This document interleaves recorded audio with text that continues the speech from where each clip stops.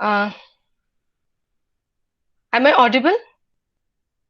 I'm sorry, there was a technical problem. I was You're audible. disconnected. You're audible now. Yeah. So I would like to just repeat the instructions. Mute the device audio and video. Any questions or queries with regard to the topic can be posted in the chat box, and feedback form for e-certificate will be shared at the end of the session. Through this webinar, IIRWM would be imparting key knowledge or pointers in career course selection and development, which can be utilized by every student for his or her successful career. Apart from this, the webinar will throw light on the next best opportunity, future, and career in the field of financial planning and wealth management. Participants at the end of the webinar can clarify their doubts or any questions regarding the pros and cons, jobs, and opportunities in the field of financial career. Now I request Ms. Bharti NS, Assistant Professor and Placement Coordinator, Department of Commerce, to welcome the gathering. Over to you, ma'am. Thank you, ma'am.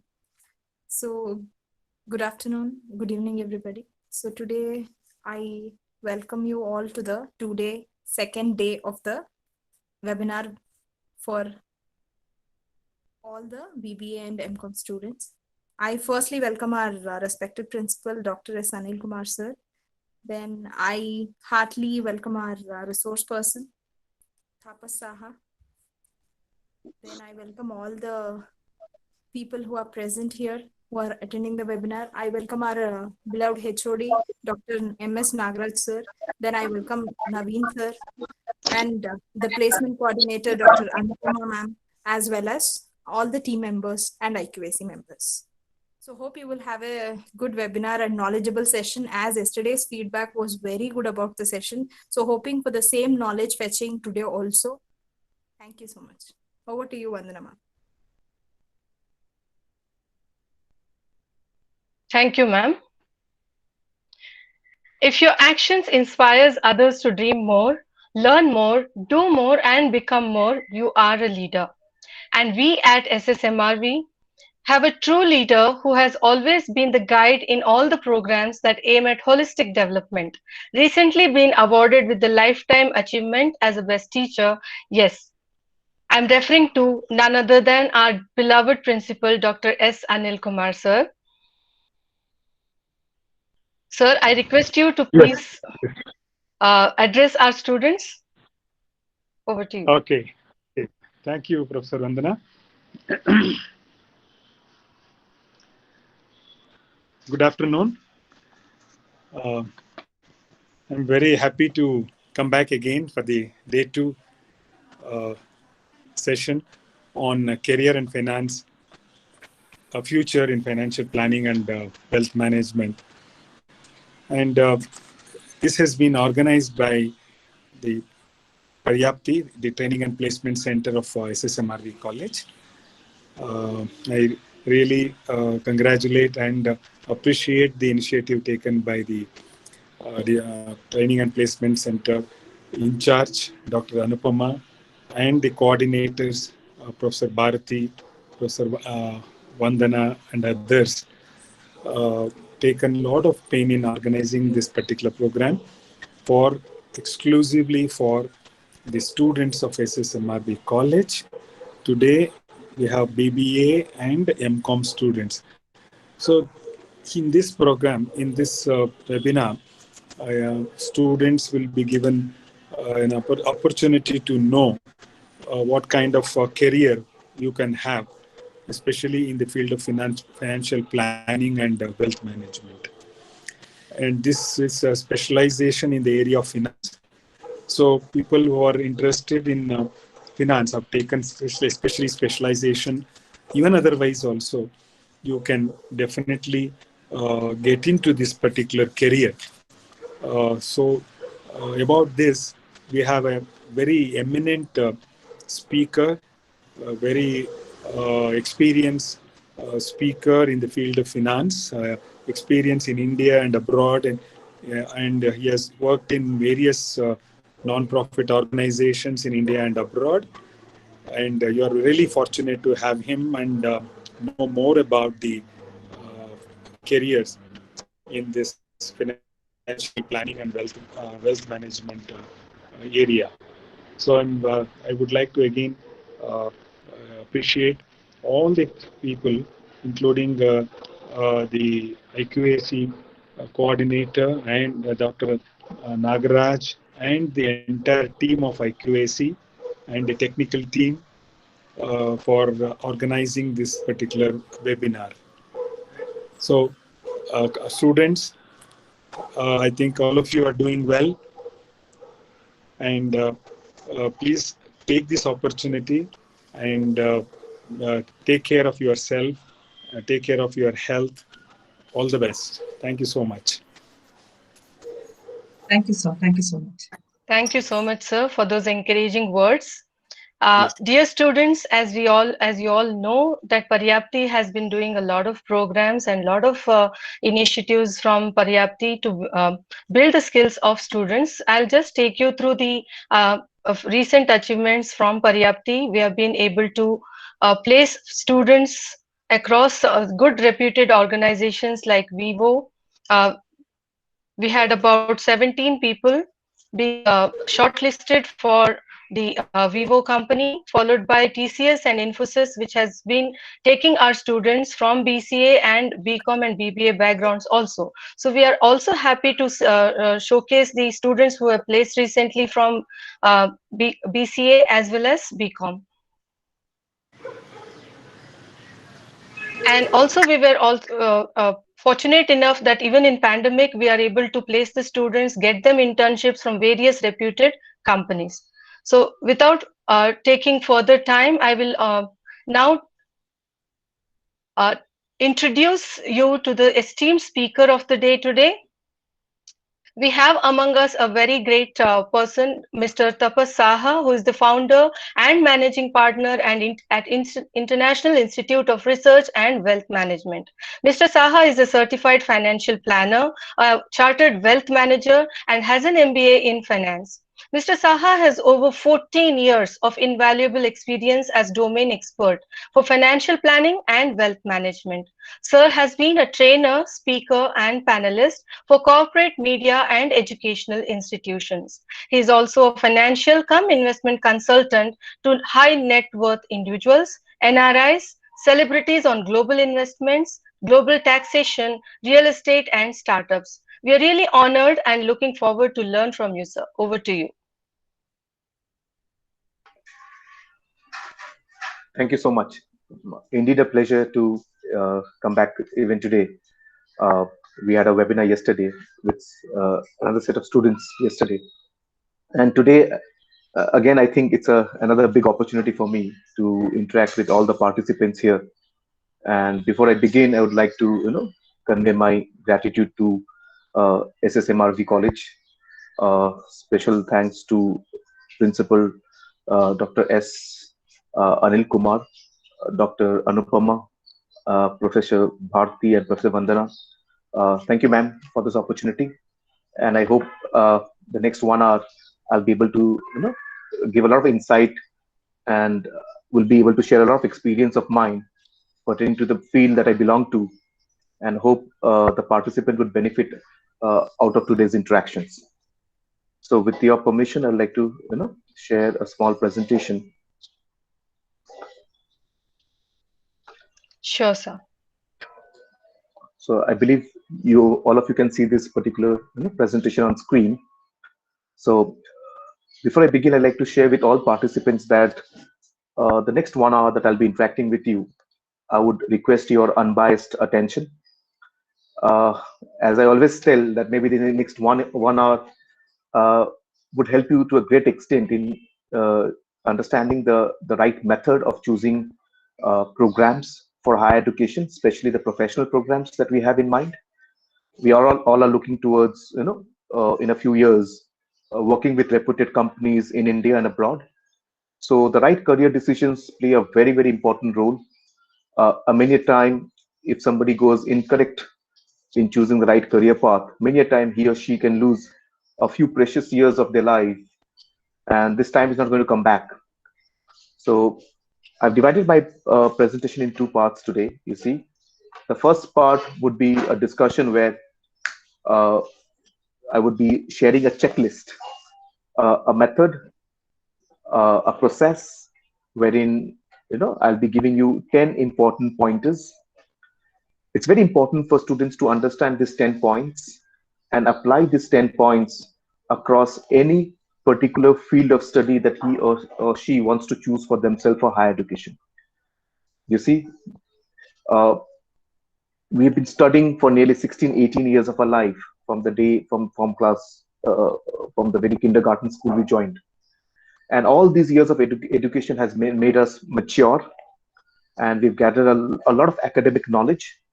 Now we got to streamline all this knowledge that we have got into choosing the right career path, because all these years of education that you and me have gone through, ultimately the intention was to become independent, to start serving the society at large. Because if you're going to survive for 70, 80, 90 years, we only have this around 30 to 40 years of our life where we can actually pursue a career, work hard, have a better living, contribute to the clients, contribute to the society at large, right? Because we don't have kids working, or people who are younger, they don't work. And we also have senior citizens in India who basically have retired and they don't work. So the burden of an economy always falls on the young shoulders of the youngsters, as well as mature individuals who work and earn a living, run their families, and actually contribute towards the growth of the economy. So you have to get this right. So career, over the years that I've been interacting with students both in India and abroad, many a time I found that at the time of higher education, at the time of professional programs, most of them, would still depend upon advice from, parents, advice for friends, from teachers, from external sources. While these advice are very, very important, it's also very important to customize it. For example, uh, you've seen movies, and you've seen the movie Three Idiot, I believe, and you know that how important it is to get into the right career path.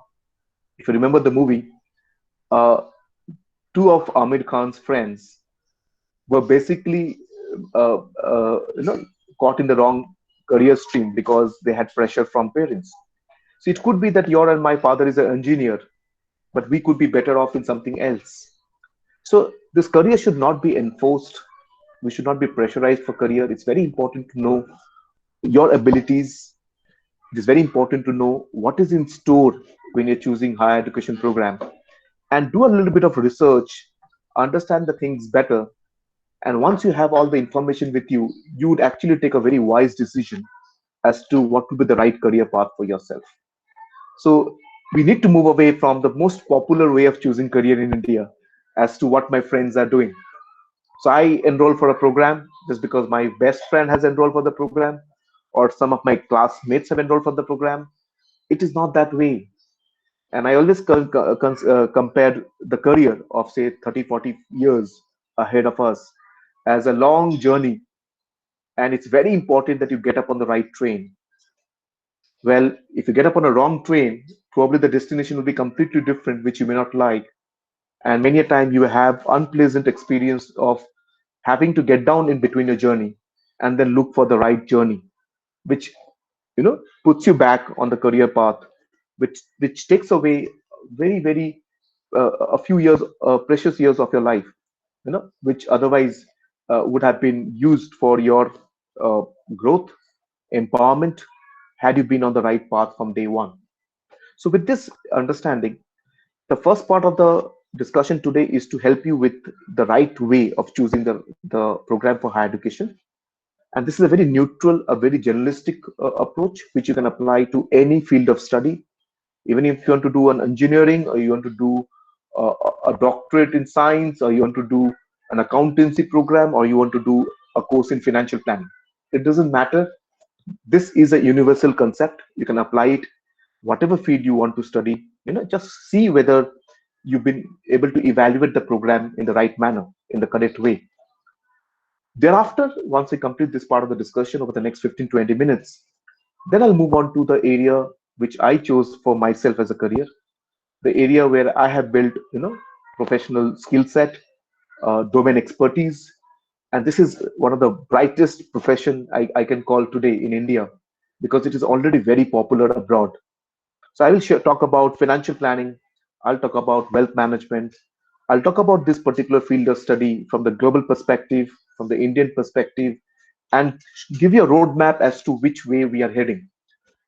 The intention is, once this information is available in front of you, you could also evaluate this as a career option, compare it with other options that are there on your mind, and take the wise decision as to what is best suited for you, uh, based on your capability, your likes, your dislikes.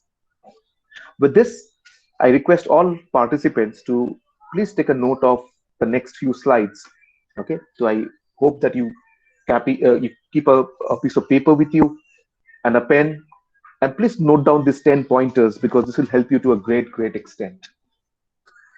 So, of the 10 checklists that I have drafted, over my 20 years of experience as an academician, and with thousands of discussions that I've had with students and corporates alike, you know, I have found out that these 10 points, if you can keep in mind uh, at the stage that you're choosing a higher education program, it will help you to, understand things in a different perspective. You'll be informed, you would be able to take the right decision, and stay away from those options of career where there would be better challenges ahead in your life. you know so you see, the first important point and the very important point is to do a bit of a research on the industry. You see, when I talk about industry, it could be any sector, any segment. You can apply it in all perspective. It is important that the industry that you would be catering to, working for, that industry should be a sunrise industry and not a sunset industry. See, in India, we worship the rising sun. We don't worship the setting sun. In the same way, it's very important that the field of study that you're choosing for yourself, that industry where you'll be working, that should be a sunrise industry, so that at least the next 30, 40, 50 years of your career that you're looking forward to, you do not have bitter challenges. You know, things around us is changing very fast, and we have to keep adapting. The only constant in the world is change, and people who change, you know they basically uh, you know uh, translate into greater opportunities and longer journey for themselves. People who resist any change, we have seen so many examples in front of us, they have difficulties, be it from the career, be it from the industry, so on and so forth. So choose a career path which will put you into an industry which is seeing a sunrise industry and not a sunset industry. Let me give an example. See, uh, if you see, uh, in this pandemic, we've seen the companies belonging to in IT, information technology, or any company that works on tech-based businesses, they have done very well. I don't know whether you know that Zoom is a very popular platform for video conferencing, and that is listed on the New York Stock Exchange. Just go and check out the stock price of Zoom. Look at the revenue of Zoom. Look at the profitability of Zoom. So we've seen a very interesting change where the physical infrastructure, businesses which are actually providing physical infrastructure, they had a tough time, whereas companies which are providing you digital infrastructure, they have done very well. Let's take about another example. Just ask yourself whether you have heard about a profession called data scientist 10 years back. None of us heard something called data scientist 10 years back. But today, data scientist is one of the most promising career options today, because we all, every time we use social media, we're using the internet, we're living on the digital world. Our imprints, our likes, our consumption pattern, and that data is being studied, and data scientists are studying the data and helping the companies in so that they can market their products even better. How often you must have seen that if you have visited a website, say you want to go to a vacation to Ooty, You've just Googled it. And after a few days, when you log on to the Google, you find the advertisements of popular resorts, being shown to you on the sidebars, topic of the location being Ooty. So think about it. This is the world that we live in. So we will see industries like automobile go through a very bad change because electrical vehicles will work. You must have heard about Tesla. You're also aware that Tesla has already incorporated a company in India. Now they may actually kill all the traditional vehicles which run on petrol and diesel because everything will be electrical vehicles.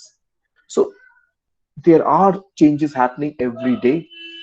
These changes are making some industry go obsolete or creating big challenges for some industry. They're slowing down. At the same time, the changes around us is actually creating opportunities, for new industries. So it's very important. See, if you actually enter into an industry which is seeing sunset, the industry will suffer. The people working in that particular industry will suffer. So be careful. So it's very, very important that whichever higher education professional program you're choosing, look at the industry that you'll be working for. If the industry is something like a sunset industry, stay away. If that curriculum would put you into the career path in a sunrise industry, you should give it 1 point out of 10 point. Okay. Number two, whatever professional program you choose for yourself, check whether the recognition of the program is local only or there is a recognition of the program internationally. Because the entire world has become one global economy. The problems of one country is not the problem of that country alone. The opportunities of one company in one country spills over and create opportunities across the globe. We have seen in 2008, 2009, you must be young. There was a problem in the US in the housing market. But US market collapsed. But they did not collapse alone. They took the entire world down. So a student asked me, sir, it was a problem of USA. It was a problem of their housing market. Why should we pay a price for it? And my answer was spillover. What is spillover? You see, if you keep a glass of water on a table, and if you keep pouring water into the particular glass, the glass fills up all the way till the brim. You keep pouring water. What happens next? The water will spill over. It will be on the table. It will get into your laptops. It will get into your books, workbooks, etc. Which means the problem which was in the glass is no longer affecting the glass alone. It can affect the environment around it. That is the economy that we live in.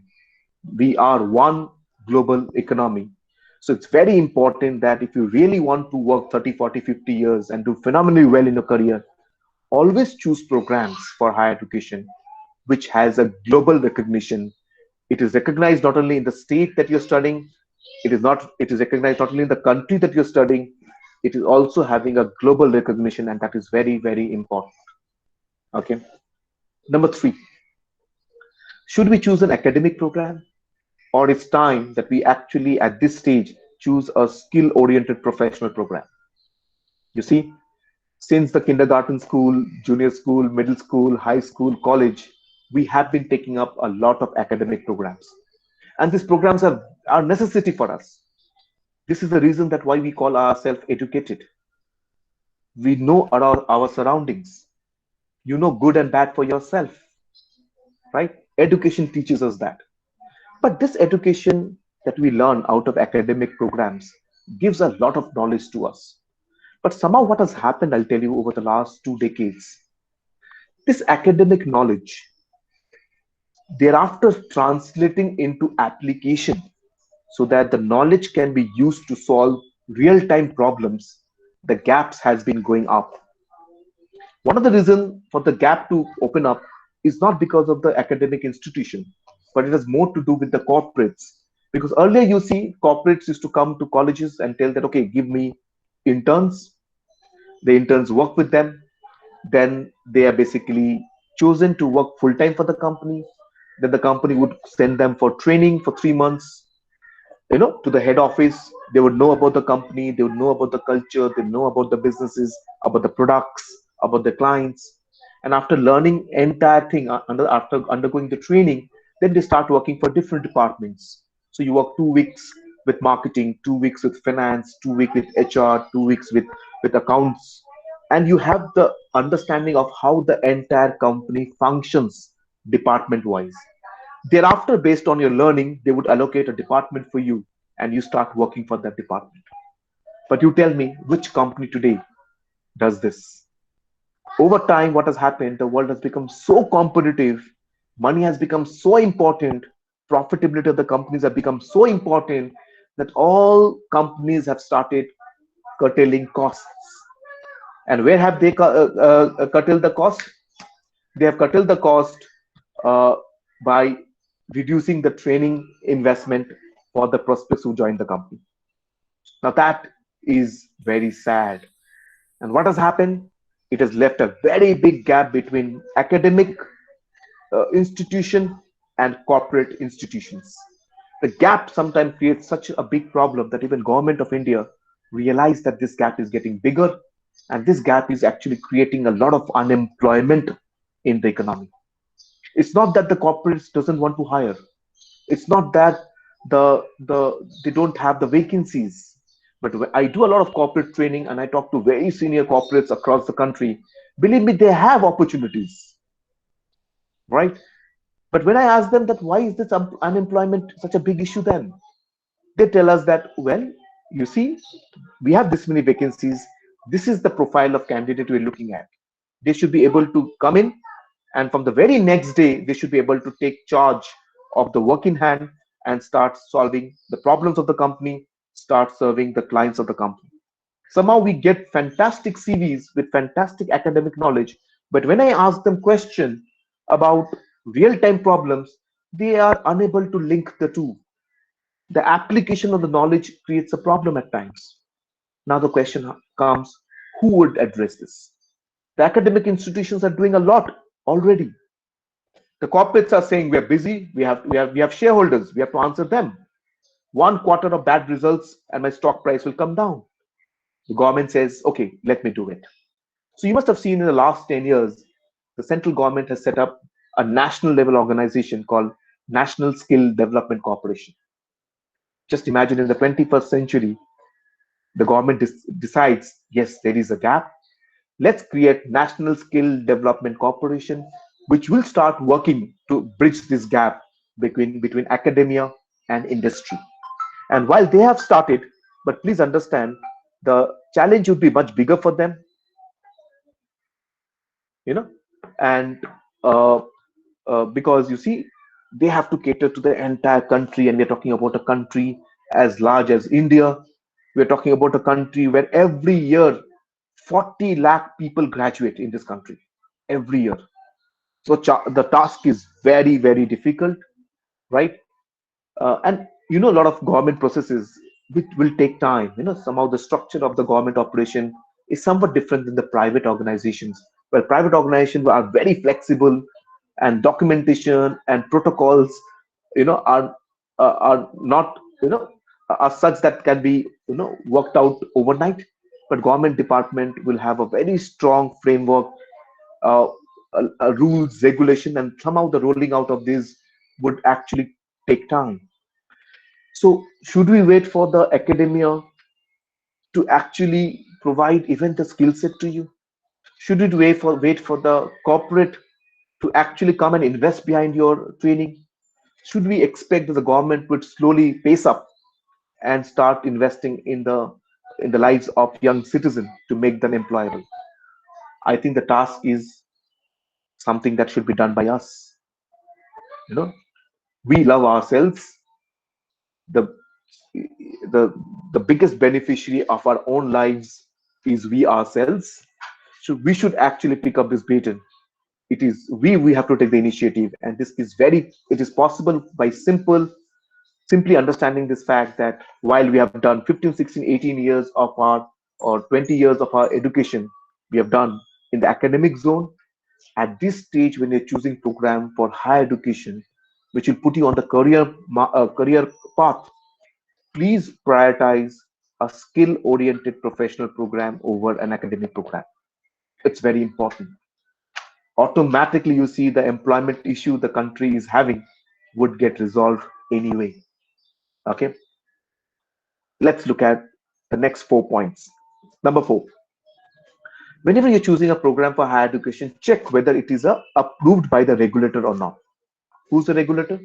A regulator is basically a body which has been empowered by the government to regulate a particular sector or an industry. So they can make rules, bylaws, etc., etc. And the companies in that particular sector are supposed to follow it. So if I have to explain to you in a very simple way that how this is going to benefit you, please understand the corporates are looking at the regulator every day and understanding what the regulators are asking you to do. Now, if you choose a program which is also approved by the regulator, the advantage is the corporate will recognize you right away. So if they are looking at the regulator to understand how things has to be done, they can immediately highlight, will pick up the candidates who already have the professional programs which are approved by the regulator. Please understand this. So always go for a regulatory approved program if possible. And if you can do that, I think you can score one more extra point for that out of 10. Number 5, you will have option when you're looking at professional programs, you will have option to take up programs from boards which are for profit as well as not for profit. I always would prefer a not for profit organization because a not for profit organization, the fees are much reasonable. The board works with the sole purpose of developing the profession, developing professionals in that profession, and actually enabling the professionals to become problem solvers for the industry and bring about a change in the industry, bring about a change in the country. So their vision and mission is slightly different. They care about the all stakeholders in that particular domain.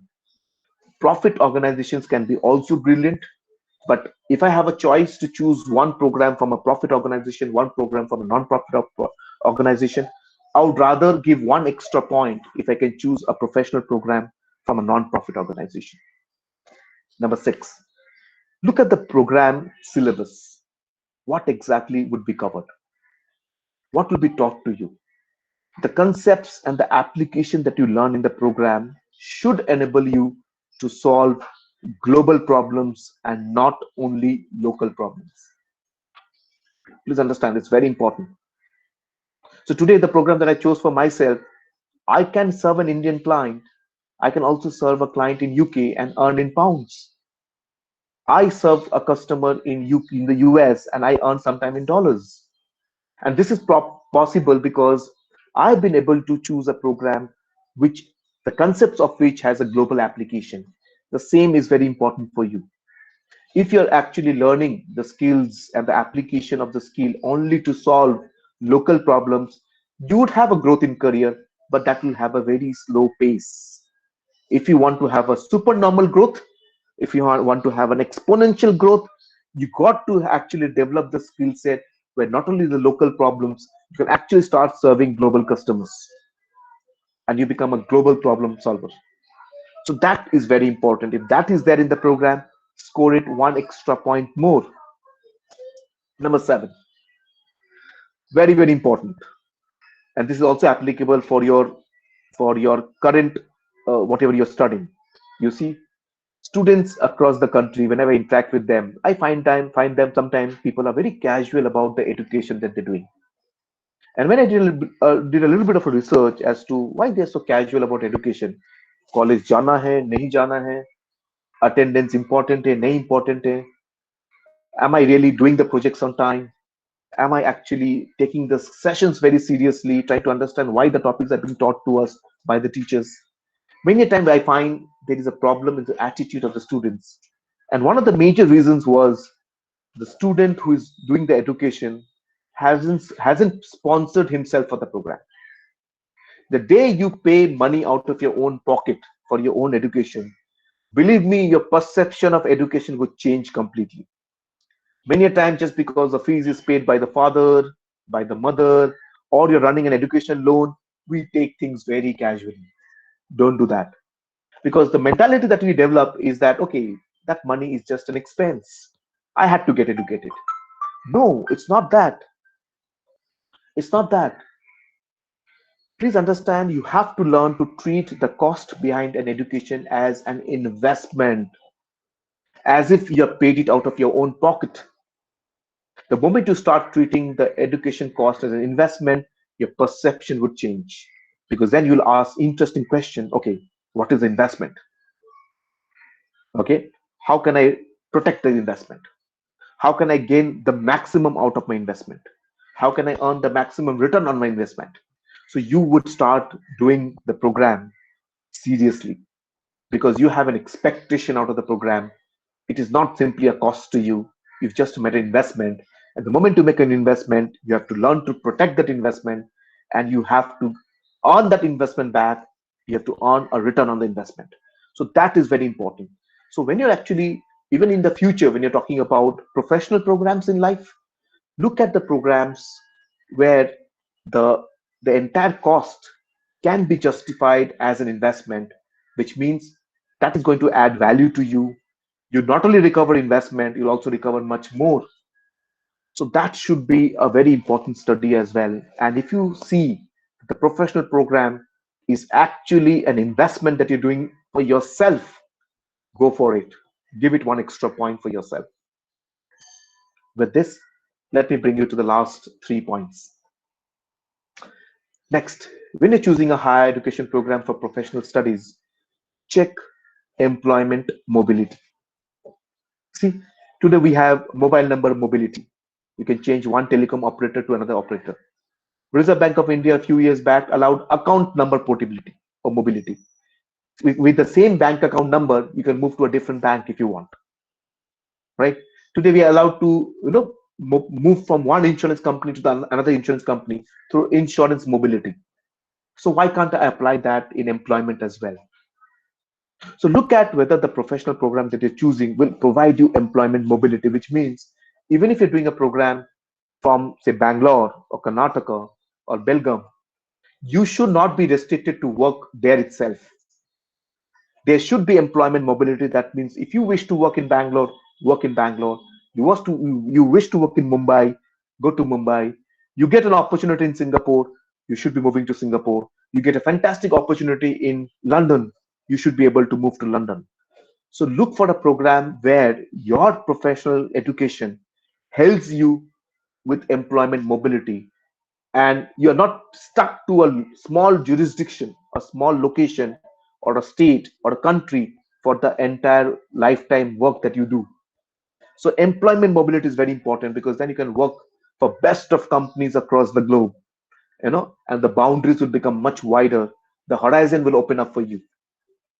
Number 9,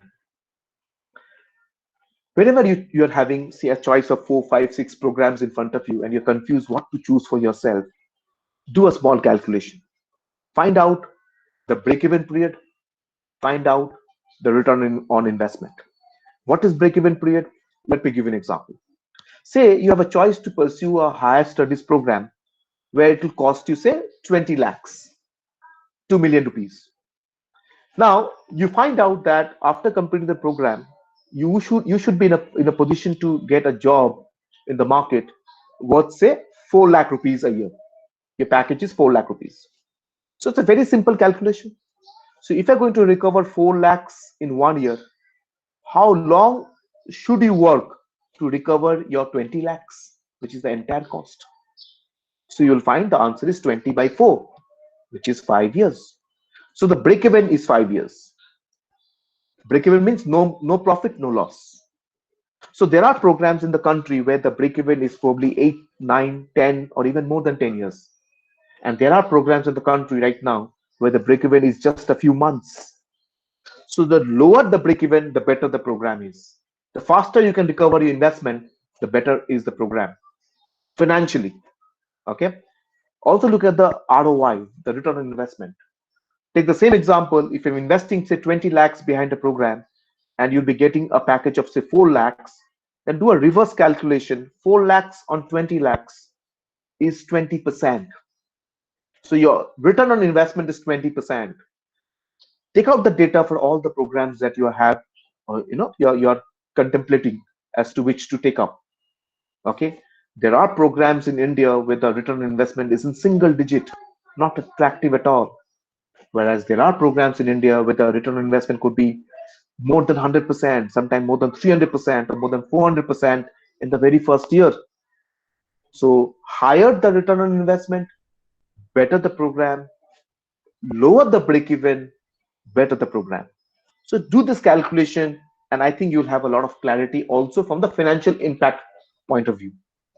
And the last but not the least is look at the nature of employment.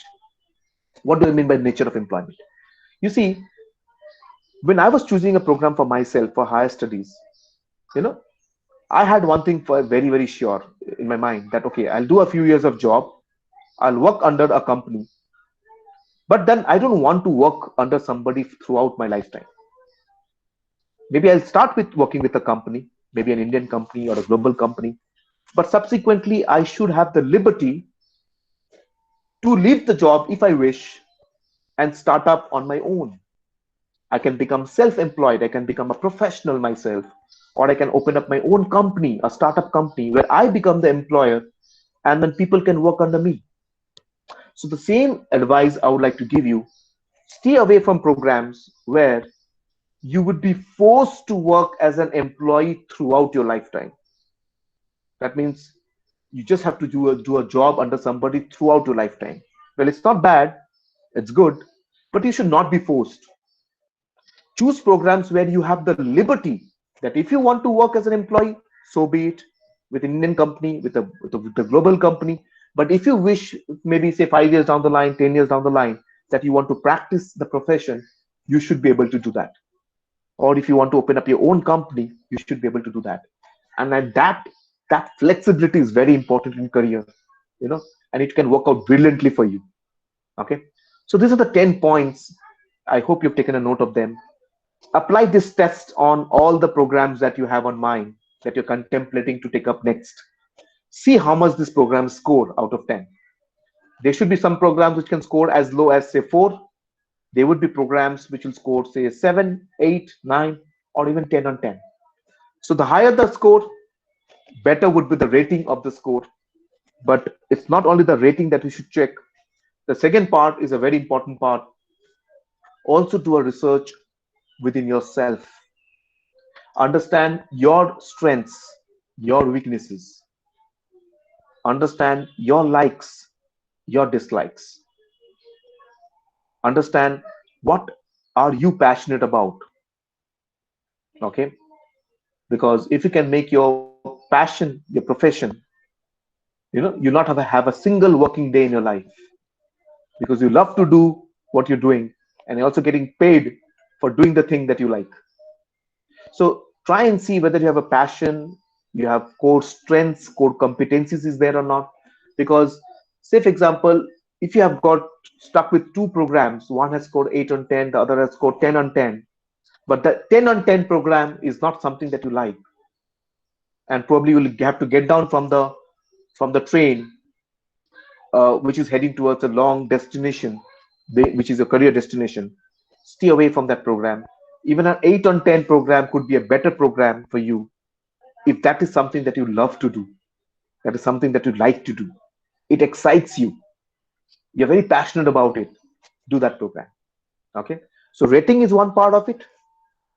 The other part of it is to understand your likings, dislikings, your abilities, club the two together, and I think you'll have the clouds moving away, you'll have clarity of thought, the gateways will open up very distinctly in front of you, and you know which door to walk which door to select to walk out on your career path. So that is something very, very important. And I've been doing training, passing on this message to a lot of students, and I get feedback many a time, even sometime a couple of years down the line, I get feedback, sir, I think that worked for me. So I would like to hear this from you as well.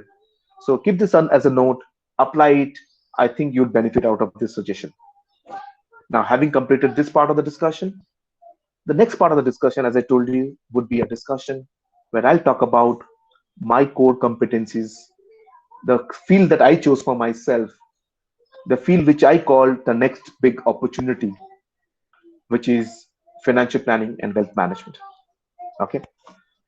So I am a practicing financial planner come wealth manager in India. How did I become a financial planner? What is this career stream all about?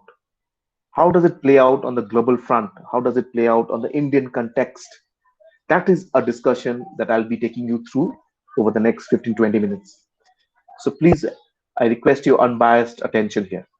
It's a new field of study. It is a sunrise industry. So I hope you would like the discussion very much.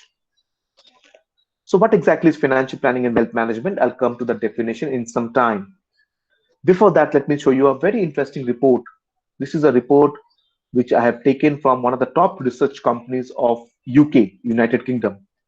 And this company took a very interesting survey and had done a research on this, where they actually went out to different households, individuals, and did a survey to find out what percentage of the respondent had financial stress. What was very surprising is to find out that nearly 9 out of 10 respondents had financial stress. Some people were bothered about their loans. How do I repay the loans? Some people were bothered about their day-to-day expenses. Some were bothered about healthcare expenses. Some are bothered about the retirement part of it. How will I live after retirement if my income stops? Others are bothered about their children education, their marriages. Others are bothered about their investments and the fluctuations in the market. So many people had, multiple stresses in their life. And the sad part was there was nobody to address this stress. Because you see, in real life, each of us may go through physical stress. Say we have some disability or we meet with an accident, etc., etc. We can have mental stress where probably, we would need help from people psychologically. And there are also times where we have financial stress. But the issue that we have in India is while for physical stress, we know whom to go to, a doctor, and discuss the case and find a solution out of that. For mental stress, we again visit a doctor where we talk to a psychiatrist. We try and understand what is the problem and try to resolve it. But in case of financial stress, we don't know whom to go to. Who would resolve my financial stress? And this has been ignored for decades in India. Earlier we used to have in India a joint family system. I think you should be aware of it. So what used to happen? So multiple extended relative was part of the joint family system. So youngsters grew up within the joint family, whereas the elderly people, they retired within the joint family. And that was a type of system which had its own advantage, believe me. Financial stress was not there because the family was one big family with multiple sources of income. What has happened today? We are seeing every day the joint family system is breaking down and we are having singular families nowadays.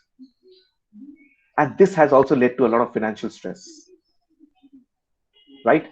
That means somebody retiring from the family would have stress, So children will say, Dad, don't bother me. No, I have my own family. I like to stay separately. What happens that? In the USA, the moment a child crosses high school, he or she starts living separately from parents. So they have this very high amount of financial stress, and which you're seeing nowadays in India. Have you ever heard about two singular families joining together to become a joint family in India? You'll never hear. But how often do you hear joint families splitting to become nuclear families? So this is also a very big problem. And there's nobody to address this problem. So let me tell you my profession. My profession is I am a financial doctor. And my duty is to help families to get rid of this financial stress, to understand their financial problems, identify them, and solve them, to help every client of mine and their families to achieve the financial goals in life. That is the profession that I am into. So if you go to the United States of America, there every family has a family doctor, a family lawyer, and a family financial doctor. In India, we just have started with a culture of having a family doctor, but still we are not used to the concept of having a family lawyer. Well, it's not that necessary, but having a family financial doctor is a necessity, and we don't have it. So this is the career path I'm trying to advise for you. This is what I do, right? So I love what I do, and I really get people out of mess. It is a profession. I earn my living out of this, but I do this with a lot of dignity, and I get a lot of respect from people. These families that I cater to, they don't trust anybody in the industry. They tell no, talk to my planner. Talk to my planner. If my financial planner tells I will do it, or I'll not do it. So this has actually stopped mis-selling, misguiding, misinvestments. These are people are now keeping away from Ponzi scheme, chit funds that you must have seen across the country. People have lost their money, hard-earned money. So those type of problems are now being addressed through a profession like mine. Okay, so I don't know whether you've heard a profession called a financial doctor, but that is what my profession is. So let me define financial planning for you. Financial planning is a process where we create financial plans which has the ability to resolve financial stress, help the family identify financial problems and suggest solutions for that, implement financial planning strategies so that the financial goals of family can be fulfilled. They have a much more fulfilling life, the quality of life gets better, the relationship gets better, the outlook towards life gets better. While we are talking about family financial planning in India, already US has gone to the next stage. In US, they have something called life planning. They have life planners. We are just starting with financial planning. They've already reached the stage of life planners. Just imagine. What is life planners? Life planners includes financial planning. But there in US, a financial planner will tell the client, oh, no, I think you're putting on weight. You have to lose weight. No, I think you need a vacation. You're getting stressed out. I recommend a vacation right away. If there's a dispute within the family, they help family disputes. Sometimes they participate with the families to choose the right career path for the children. So it's not about money alone. They've gone beyond money. They've gone beyond financial planning, and now they're practicing as life planners. It's a wonderful concept. I already practice life planning here, right? So you'll find my signature on many of my clients' will. A copy of that is kept in my custody, and a copy is there with the registrar. So I am basically a witness on the will of my clients. They trust me. So this is my profession. Okay, so financial planning would talk about designing the financial plan, understanding family members, their resources, their risk-taking capability, their goals, their lifestyle, and we create financial plans, written financial plans. It's like a book. Just like if you open any book of yours, you'll find, okay, page number 13, you have a topic called, say, capital budgeting. In the same way, my financial planners, they open a book and they can see, okay, retirement planning is on page 56. My child education planning is on page 34. My life insurance planning is on page 12.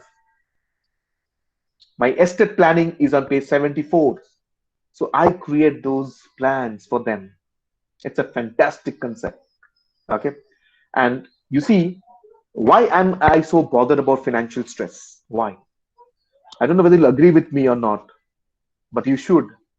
A family which has financial stress and it doesn't get resolved, it doesn't take time for the financial stress to spill over and become a mental stress or a physical stress.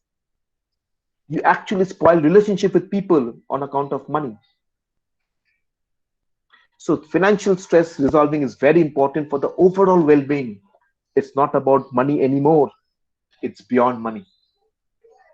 And wealth management is a concept where, besides financial planning, we also provide other sophisticated services to clients because we can have international clients, we can have very rich clients in India, and they need any special services like portfolio management or investing abroad. so on and so forth. So rather, financial planning works brilliantly for middle class people and middle upper class people, whereas wealth management works brilliantly for people who have more wealth.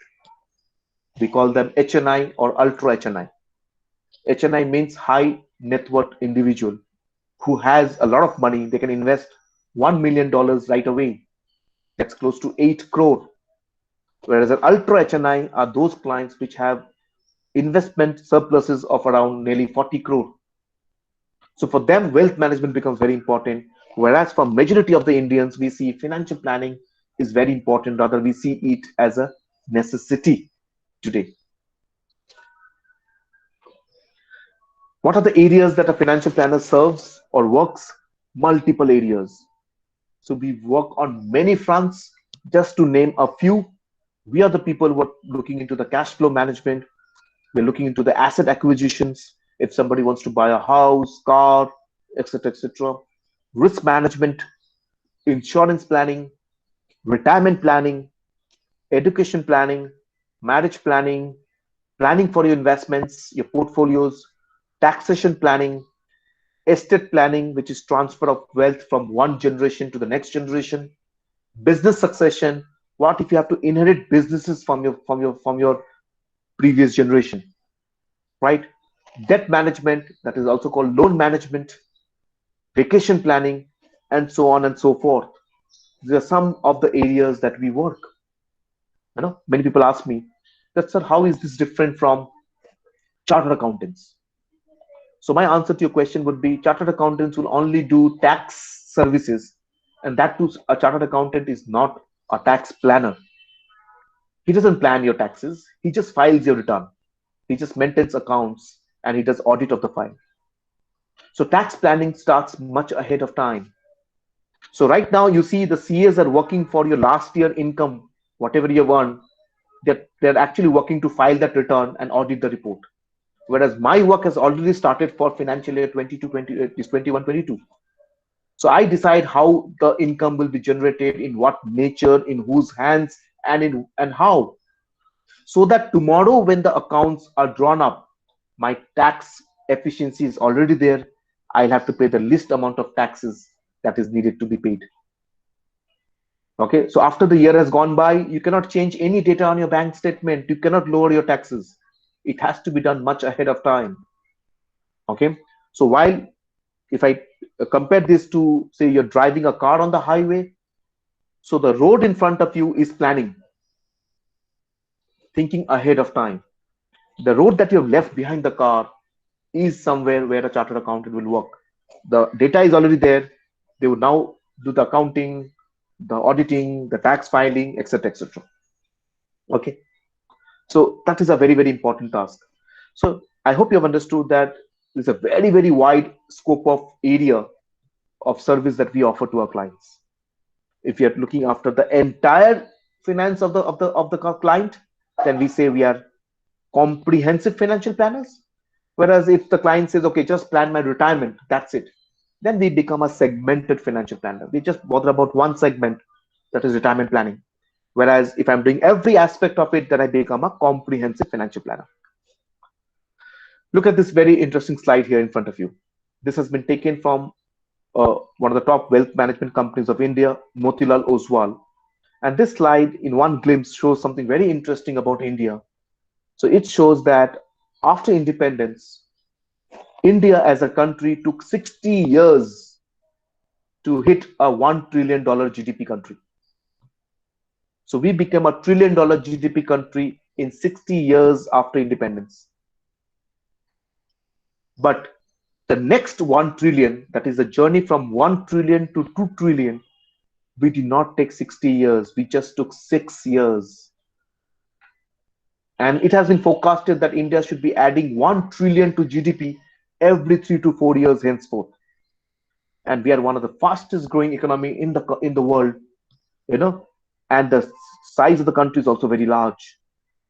So what am I trying to tell you? So I'm trying to tell you is that we are basically in a country which is growing at a phenomenal rate. So if the country prospers, the people in this country will prosper. They'll make a lot of wealth. Their finances would change.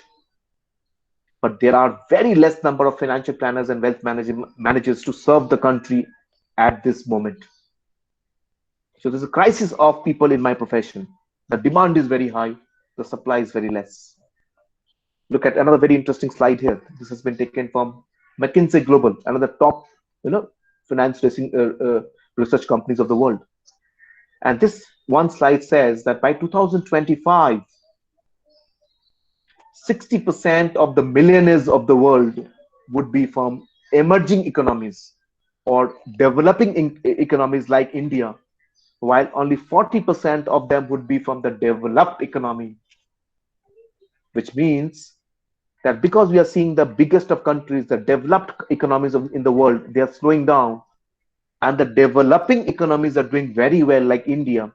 So we are going to see a lot of wealth, a lot of millionaires would be generated in this country, right? So I don't know whether you are based out of Bangalore, so you should be knowing the promoters of a company called Zerodha, Zerodah. So they have an app called Zerodha. Two young brothers, 34 and 35, based out of Bangalore. They are the youngest billionaires of India.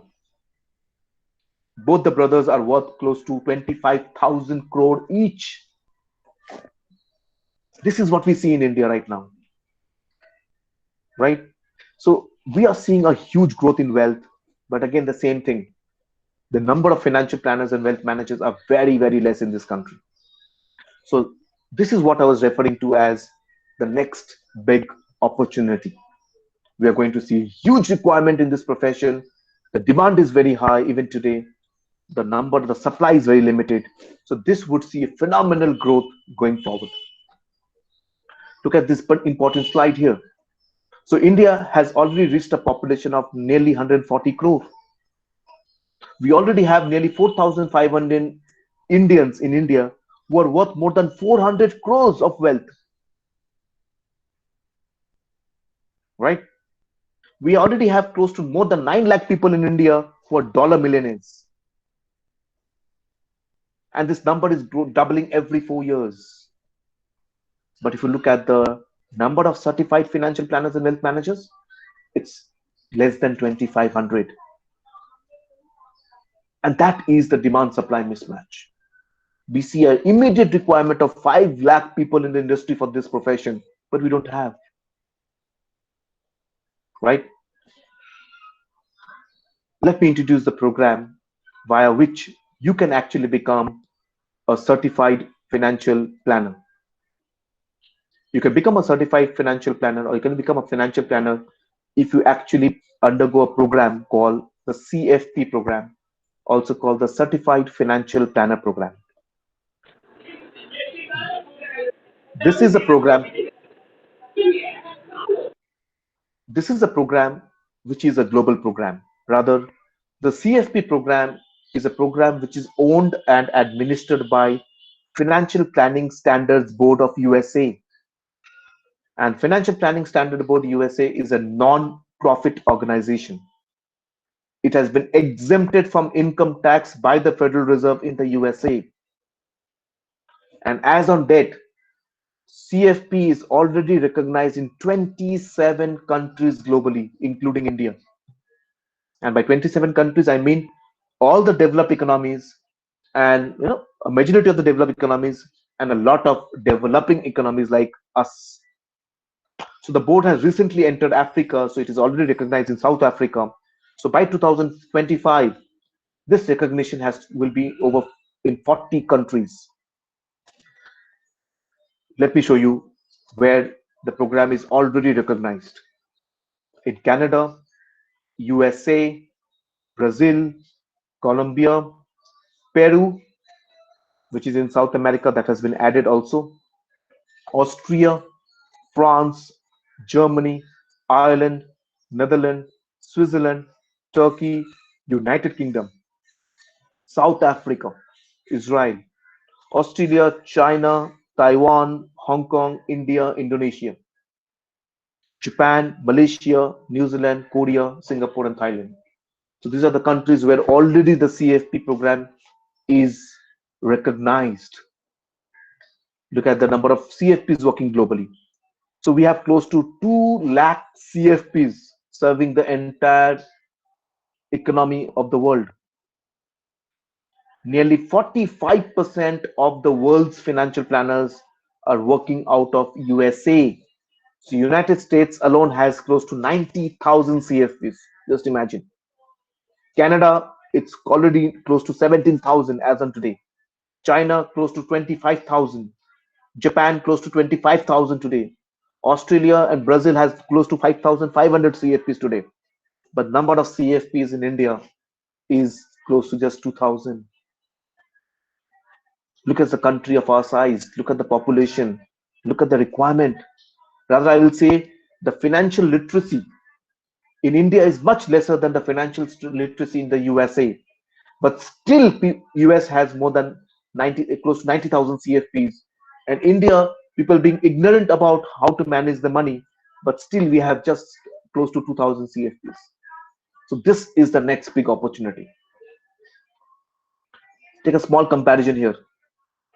USA is a country with a population of 33 crore. India is a country with a population of 137 crore. For a country of 33 crore, the USA has close to 90,000 CFP, whereas a country like India with 137 crore population, we just have 2,000 CFPs. So the population of India is close to 4.5 times of USA. So if I do 90,000 into 4.5 times, anyway, I get a figure of more than 4 lakh CFPs required as on date. If I just do a normal calculation, so our population is 4.5 times theirs. Our CFP should be more 4.5 times their CFP. Then I get a number of 4 lakhs, just like that. But again, their financial literacy and our financial literacy is a huge difference. So we actually can evaluate that immediately there is a requirement of 5 lakh anyway, but we just have 2,000. Also remember, financial planning has been rated as among the top 10 career options globally by multiple agencies, be it CareerCast at number 5, Yahoo Education, Forbes, CNN Money, and also according to World News Report 2012, it is among the top 10 career options globally.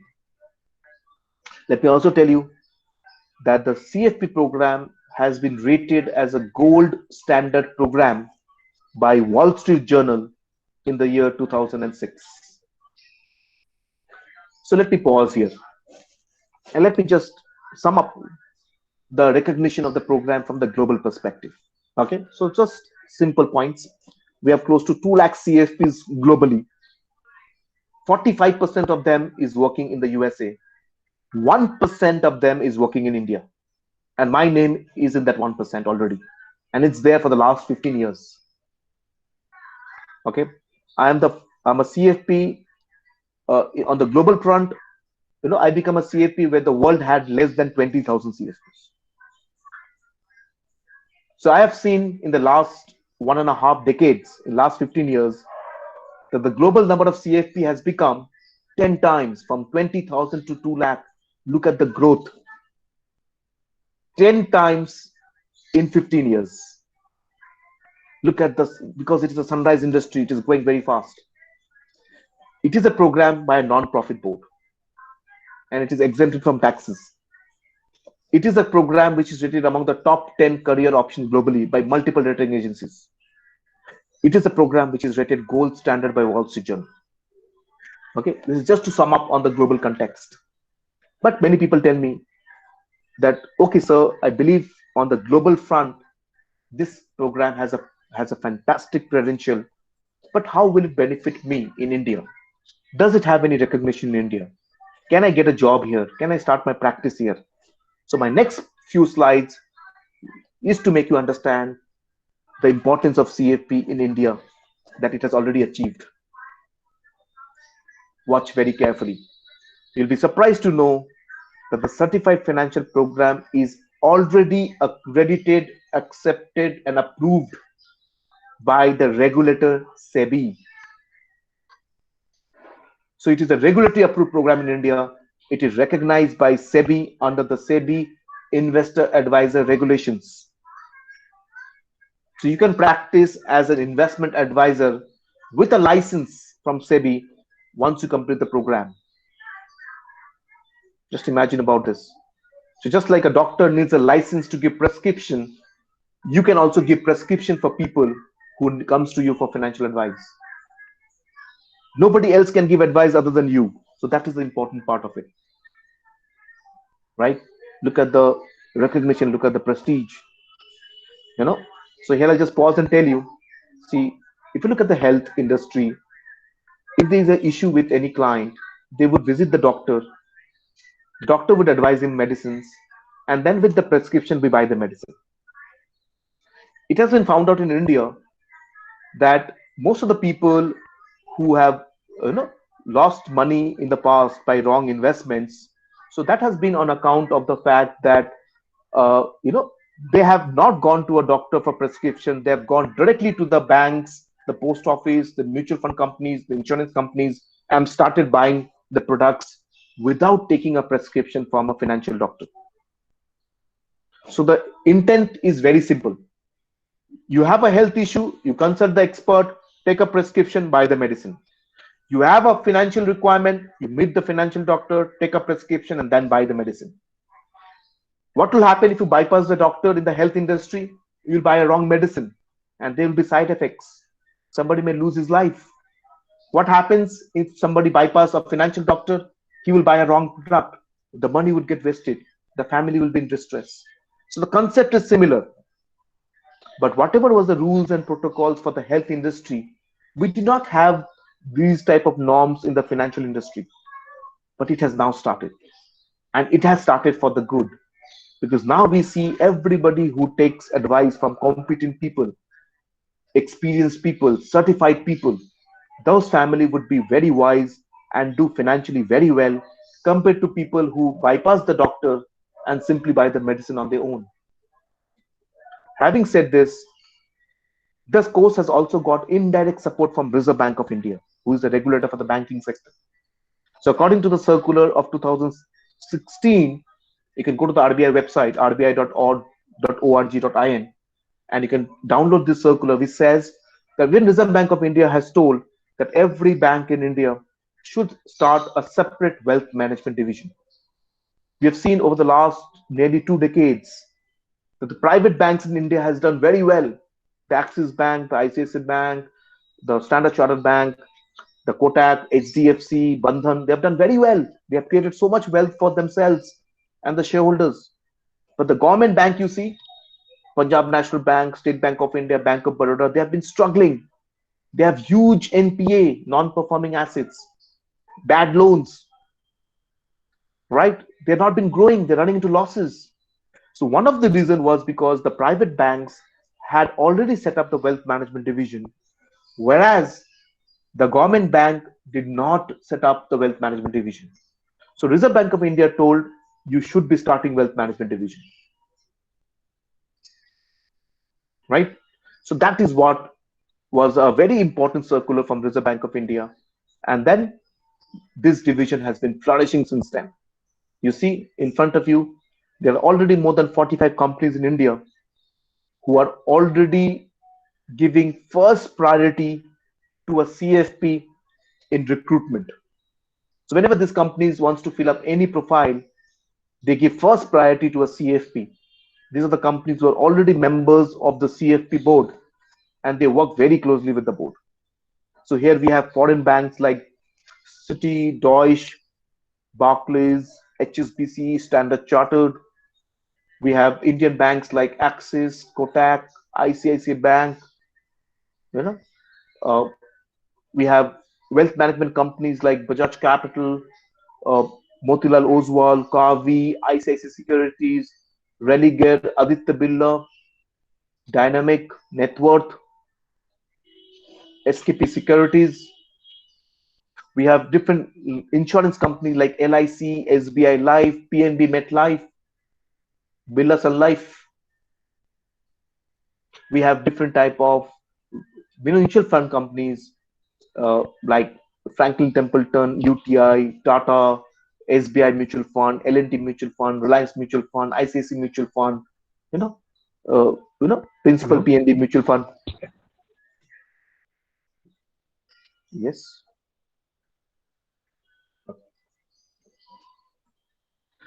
So these companies have already vowed that they will give first preference to a CFP in recruitment. Look at this interesting slide next. So she was the ex-managing director of State Bank of India, India's largest government bank. And even State Bank of India, in this press conference in 2015-2016, declared that wealth management is the most profitable division of banks, where State Bank of India did not have any business. Rather, she told, Arundhati Bhattacharya told in a press conference to Economic Times in India that State Bank of India is starting wealth management division from 2016. And for this division, they would recruit the people directly from the market through interview and job. There won't be any banking exams taken, just like other departments, because wealth managers are in crisis. You have to get the best of talent. So simply advertise, get the best of CVs, interview, and give them the job. So this was started from 2016. Let me show you the first advertisement of State Bank of India in 2016 when they recruited officers for wealth management. You'll be surprised to find there are dedicated profiles in the advertisements where it was mentioned CFP qualification is a preferred qualification or an additional advantage for people who have this qualification. Now you'll think, my God, how come this is possible? I think I've already answered this question. Because every company in every industry looks at the regulator. So if you're actually doing a program which is approved by the regulator, by SEBI, supported by RBI, the companies in India, even if it's a government company, they would understand the importance of such a program and they would prefer it in the qualification. And it's not only 2016. In the year 2016, they recruited twice, in 17 once, in 18 once, in 19 once, even in 20. In the pandemic year, they recruited once. And you download all these advertisements from SBI website, you would be able to see it's printed. CFP qualification is a preferred qualification. Now, my question to you. Let's sum up the Indian discussion. So while the program has fantastic credential in the international market, does it have important credential in the Indian market? Yes, it does. It is approved by the regulator, supported by other regulators.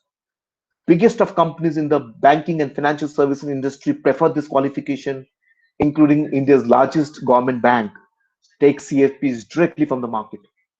So I think this talks about the importance of it. But having said this, the program can not only allow you to enter banks, you can also work for non-banking finance corporation, you can work for wealth management companies, you can work for financial planning firms, investment advisory companies, mutual funds, tax or audit companies, insurance, life insurance, general insurance, research companies, companies related to the stock market, KPOs, not BPOs, KPOs, for example, HSBC HDPI, which is present in Calcutta and in Bangalore. They are the people who actually calculates does the valuation of mutual fund for HSBC across the globe. So even in KPOs, they prefer the CFP qualification. In rating agencies like CRISIL, ICRA, CARE, they also prefer CFPs, and also there are other accounting and law firms they also prefer. So how accounting and law firms prefer, you see, we have seen a chartered accountant, even if he has his own practice and he's doing accounting, tax filing, audit, they are also becoming CFP and they're opening up another division of business called investment advisory. And their income is doubling. So they also are now recruiting CFP for that new division of theirs. So this is going to be the opportunity in front of you. I think there are multifarious career opportunities ahead of you. You can actually embrace any of the field that you have a liking for. But this is a program which is actually creating a buzz already in India. Nearly more than 10,000 students are pursuing the program right now. We'll see the numbers galloping very fast. And I honestly believe the first mover advantage is very important. You see, people who became CA long time back, today they own big CA firms, and the new CAs are basically working as an intern under them, or at the max, if they become a CA, they'll get a package of say 5-6 lakh rupees. Imagine if I was a part of the CFP community at the very beginning. So look at the advantage. Today I am running my wealth management firms, my financial planning firm.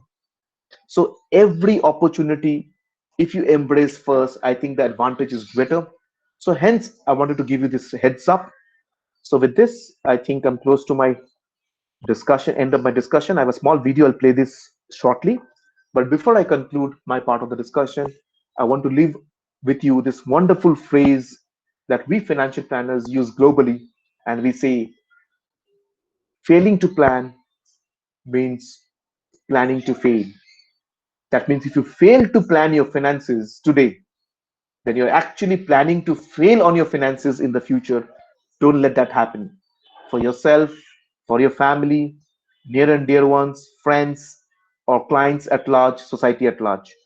Let's embrace this profession and help people manage their money in a better way, because it is not about how much money you can earn, but it's about what money can do to your and my life, how we can enhance the quality of our life, how we can actually become solvers for financial problems, how we can help family get rid of financial stress, how we can actually help clients fulfill their financial goals, how we can help families to live a complete life. It's not about maximization of wealth, because you cannot take this wealth from this world to another world. You have to leave it here. It's about putting the wealth to proper use. That is very important. And that is what we are serving in this profession. Okay. So this is what I wanted to share from my end. Uh, I have a small video for you. I'd like to share that.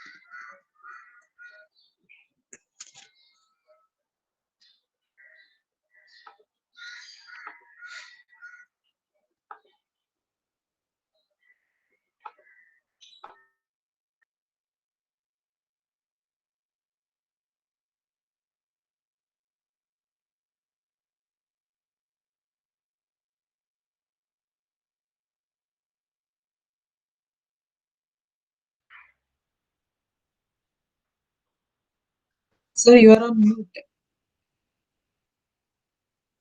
So you are on mute. Can you see the screen behind with the yellow Yes, background? yes. I hope the video plays. Yes, sir, it's playing. Yeah, it's playing.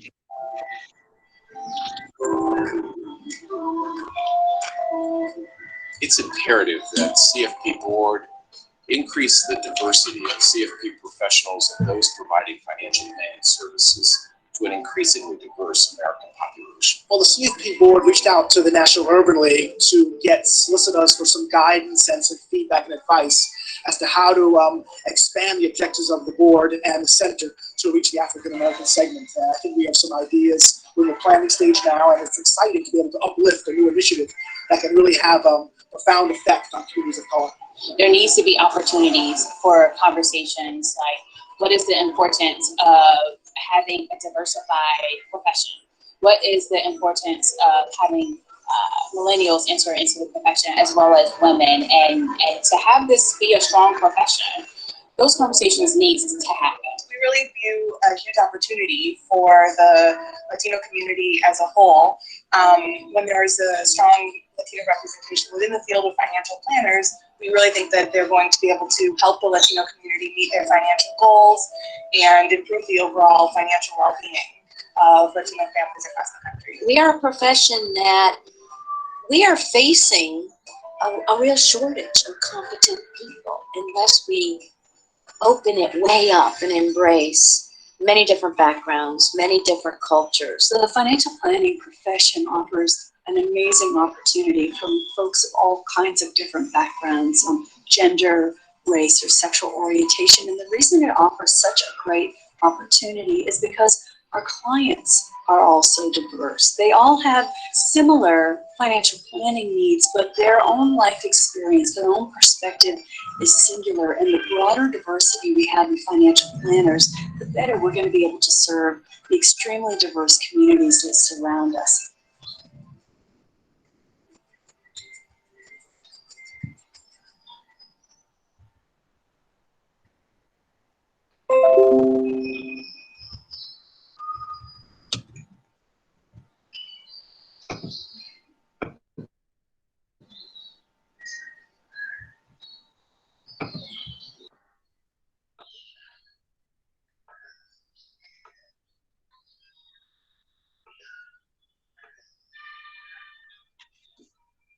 Am I audible now? Yes, sir. Okay, thank you. So, my dear participants, I think you've gone through the presentation and the video, and I believe by now you have some clarity as to what financial planning is and wealth management is all about.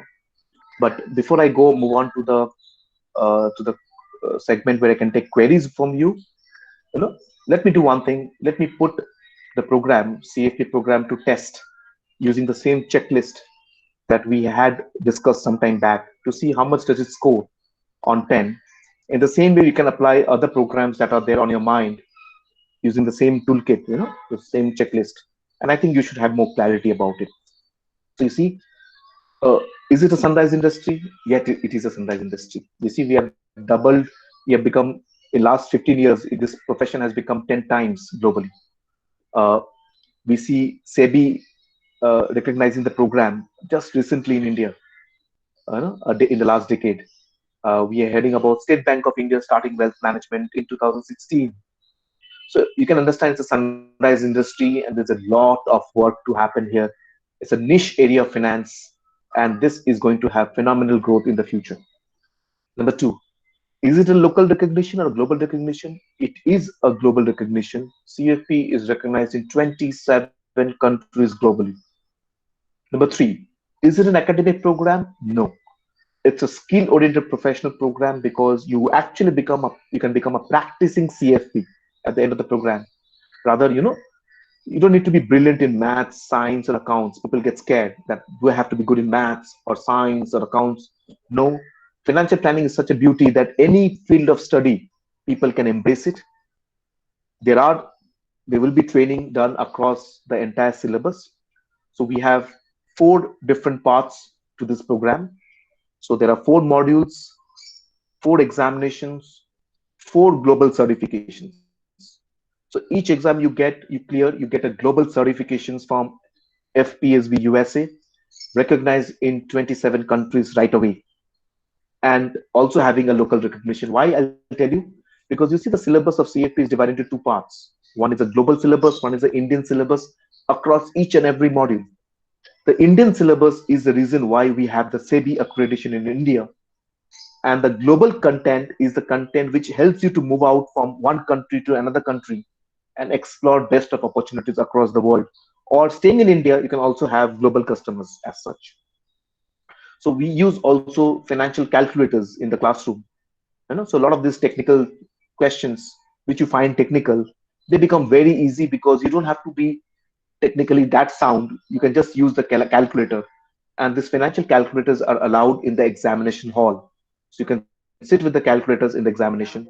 All questions comes MCQ, multiple choice questions.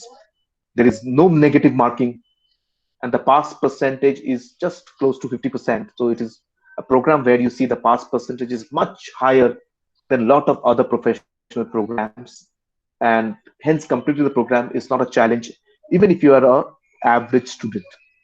Okay, so it actually builds the skill-oriented professional knowledge in you, and you learn how to become financial planners or how to create financial plans or financial planning solutions.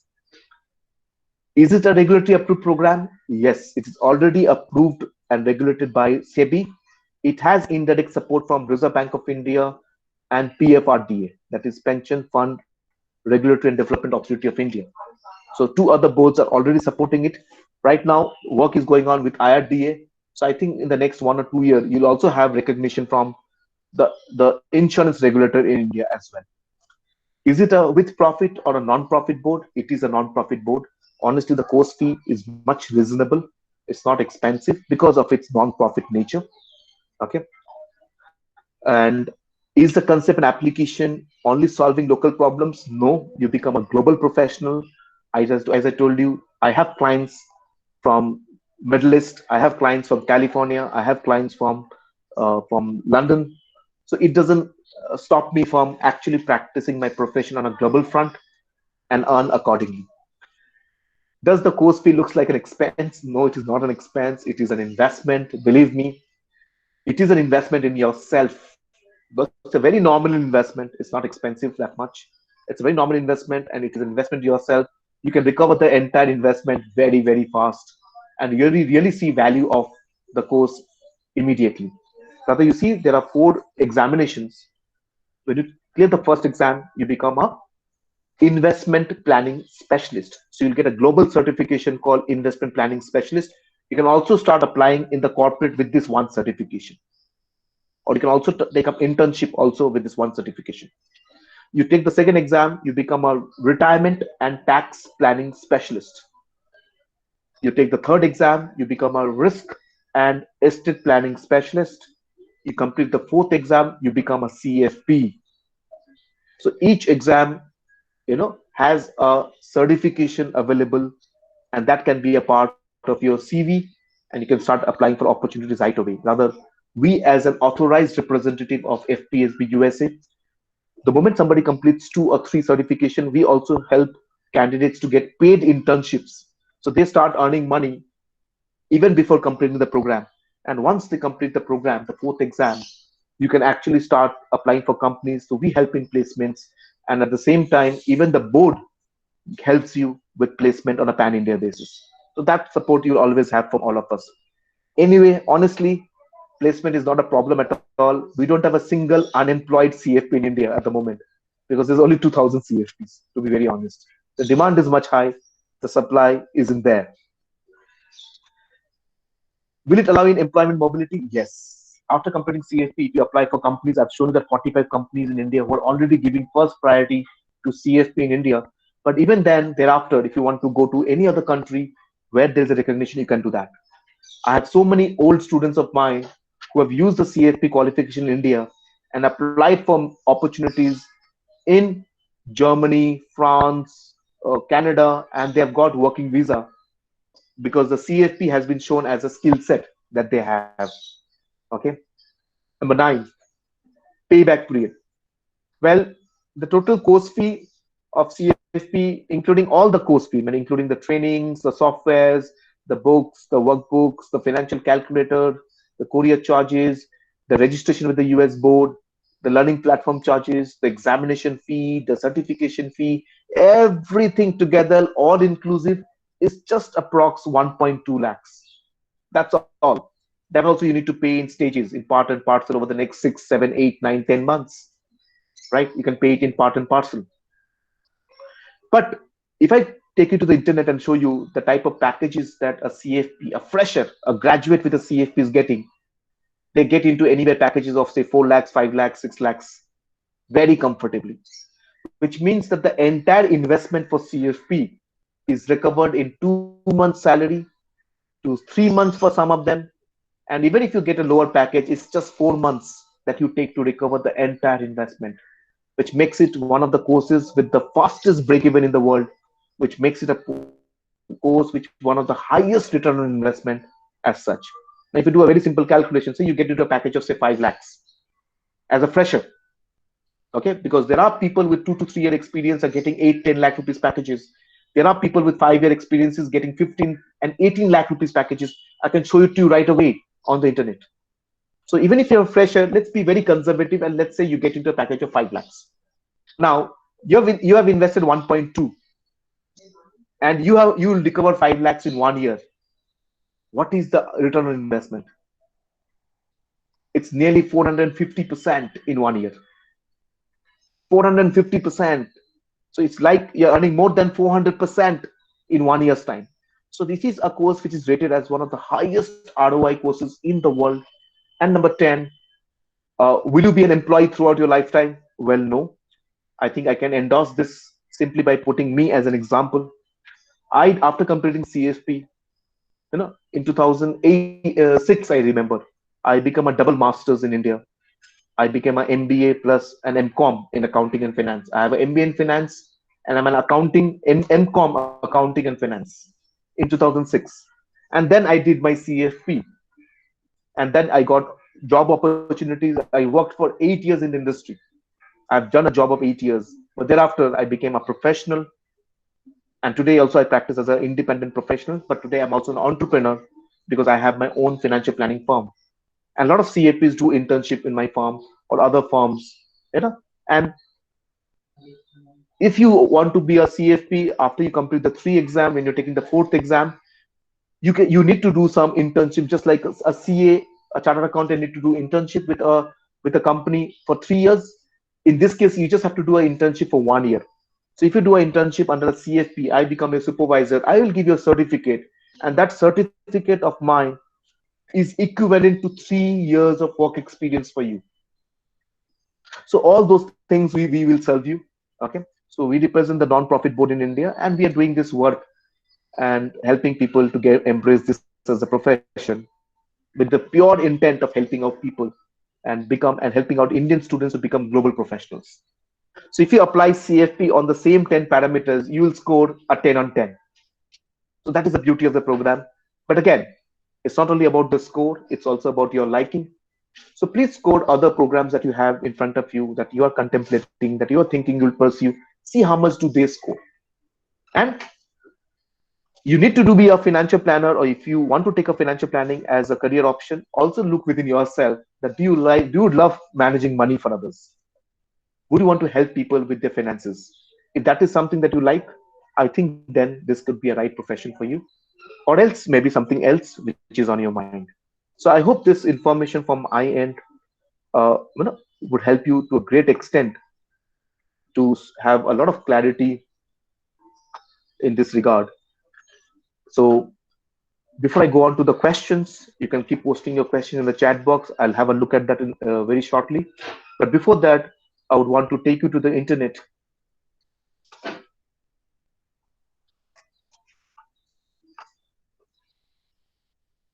and show you some very interesting data on the internet.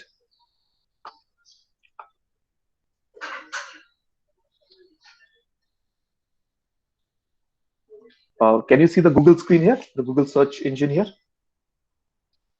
Yes, sir. Yes, sir. Yes, sir. Okay. So this is like a home task for all the participants. Okay. You may take up financial planning, you may not take up financial planning, but I'm giving us a small task after this webinar in the late evening, whenever you have say 5-10 minutes, do a little bit of search, like the search I'm going to show you right now live on Google. So go to the internet and then type the number of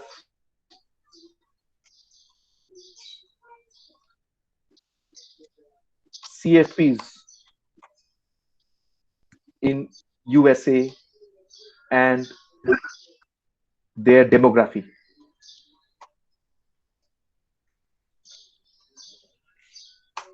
So let's search how many CFPs are working in the USA and what is the demography. So you get a website called cfp.net, which is a US website. Click on this website. So you'll reach the CFP board website of the USA, and you'll be surprised to find that this is a live data. So they update the data at the end of every month rather. So today is the 17th of June. So you'll see the new data on the 1st of July. And we're expecting that the new data would come more than 90,000 because already we have 89,828 CFPs working in the US right now. Just imagine.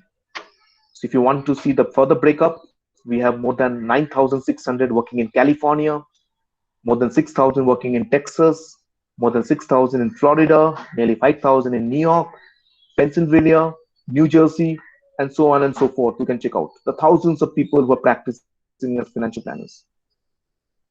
Okay, so when you get time, go through this website. Next, let me come back to Google and type the number of CFP in India. So you'll get some figures close to 2000. So it's roughly around 2000 is the number of CFPs in India, which is 1% of the global CFPs. Okay. Next, you type on Google, what is the average income of a CFP in USA? How much do they earn? You'll find that they'll show you their income is close to $80,000 to $90,000 a year. That's much very high income. So I don't want to translate into Indian currency, because then this will be like, even if I say it's close to say $80,000, so you have to do 80,000 into 75. So that's a very, very big number.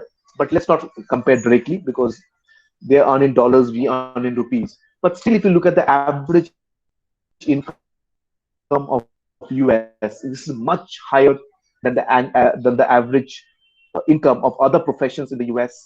Rather, if you had a slightly experienced person, you can earn more than $1 lakh a year very comfortably, which is like a very, very premium income in the US. Now on Google, if you type the average income of CFP in India, so as a fresher, how much can you earn? So you'll get directly on Google. I'm not checking the website, but you can get close to a fresher with a CFP can get into packages of more than 8 lakhs, more than 4 lakhs comfortably. Here also I see another one, more than 4 lakhs. So something around 4 lakhs is the minimum. We have been able to place our students after completing CFP at packages of say 4, 4.5, 5, and so on, even higher. So we've also been able to replace our candidates after 2 to 3 years of experience with good brands in India, pan-India brands in India at packages of say 8 to 12 lakhs. In Bombay, in Pune, in Bangalore, we've been able to do that, right? Now, having said this, let's look at something, financial certification with the highest return on investment. So we're talking about CAP rated at one of the best ROIs in the world. Let's check it on Google.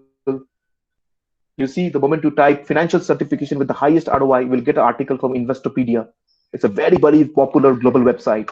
If you click on this link, you will see that among the top professions courses in the world for with best ROI programs, you see certified financial planner program name appears on that list. Rather, compared to other programs, you see this is easier to complete. You can complete it faster. The cost is very reasonable. The pass percentage is very, very high. So it's a very good program for average to very good students for them, right? And as I told you, all questions will be MCQ, and you can use financial calculators in the exam hall. Rather, in this pandemic, one can pursue this CFP program along with their graduation, because a lot of corporates are doing this program along with their job. It's like a part-time program. So by the time you graduate or you post-graduate, this program, your post-graduation and graduation along with CFP would actually make you a preferred choice for the corporate. So you can take up this program. Around 200 hours of training is required, and another 200 hours of say self-study from your end is sufficient to become a CFP. The entire program runs online through an app. You can stream the videos directly from Amazon server. That type of technology is used today, and we provide that technology. Even the examination, which is conducted by National Stock Exchange in India, India's largest stock exchange, they conduct the exams for CFP in India. But the best part is that in this pandemic, even FPSB US has been able to convert their exams into a proctored online exam. So you don't need to walk out of your home to study CFP or walk out of your home to give examination. Even exams are conducted from the comfort of your home. So on the day of an exam, you can actually sit in front of your laptop, just you're sitting like today, right now, and the invigilator can watch you live using the camera and talk to you and see you while you take the exam in front of him. So they use a fantastic technology, which means in this pandemic, when we're asking people not to step out of their home, this program can run part-time along with your existing education, and you can complete the program without having to step out of your home. You can make the most of the pandemic lockdown opportunity to upgrade yourself into a global professional. So that is the opportunity. Even if you're students of say commerce, it has become like a necessity. It can be a huge catalyst for your career growth, even for people who are pursuing management, BBA. You see, after BBA, many people think of MBA. Okay, so it's your choice. You can go for MBA. But I have seen a lot of MBAs also across the country. After being MBA, they're doing CFP to get a better opportunity for CFP. So what I'm trying to tell you is that after BBA, if you want to do MBA, your choice. But whether it is BBA or whether it is MBA, whether it is BCom or MCom, I think this is the catalyst which needs to be added, because it's a very simple calculation. Ask yourself, if every year 40 lakh people are graduating in India, how will you prove to the corporate that you are different? What is in it in you that you should be selected and not everybody else? Give them that opportunity. The moment you say, I've done a regulatory approved program, an international program, I think the competition goes away and you get distinguished among the competition lot. So give yourself that opportunity. See the credentials that I'm showing to you live on Google. And before I end today's discussion and move on to queries, let me show you something very interesting. You'll be surprised with this. I'll go to Google and type State Bank of India, which is India's largest bank, wealth management. Sorry. Wealth management, recruitment, enter. So the moment you type on Google State Bank of India Wealth Management Recruitment, you'll see you'll get a lot of these advertisements from SBI website. You see, I already have something here from 2016-17. Let me open this up. I also have this is wealth management. I don't know which year, but let me open this up. Let me go down. I have something for 2020. Also, let me open this up. So all these are you see from sbi.co.in, the respective website. Let me show you. Naveen, can you confirm me? Can you see the SBI advertisement on the screen? Yes, sir, it's visible. Okay, thank you. So I'll just maximize this. You see, this is the advertisement for State Bank of India for recruitment for officers in wealth management in 2016. So they started in 2016. They recruited twice. This was the second recruitment. The first was in March 2016. There also they took CFP, and then they had a recruitment drive in December 2016. Then also they took CFP. Let me just type here: Control Find CFP. You see, it's mentioned CFP qualification is an added advantage. As per SEBI Invest Advisor regulation, the same regulation under which CFP has already been accredited in India, they're looking for the CFP qualification. It's printed on the State Bank of India advertisement. Let's move on to the next advertisement. Just a second. I don't know. Okay, here I think I have to search among a long list. So let me just avoid this. Let me see. Okay, this is also not from SBI website. Just give me some time. Let me type on Google State Bank of India 2020. Yeah, see, this one is from sbi.co.in. This is from SBI website 2020. Let me open this up.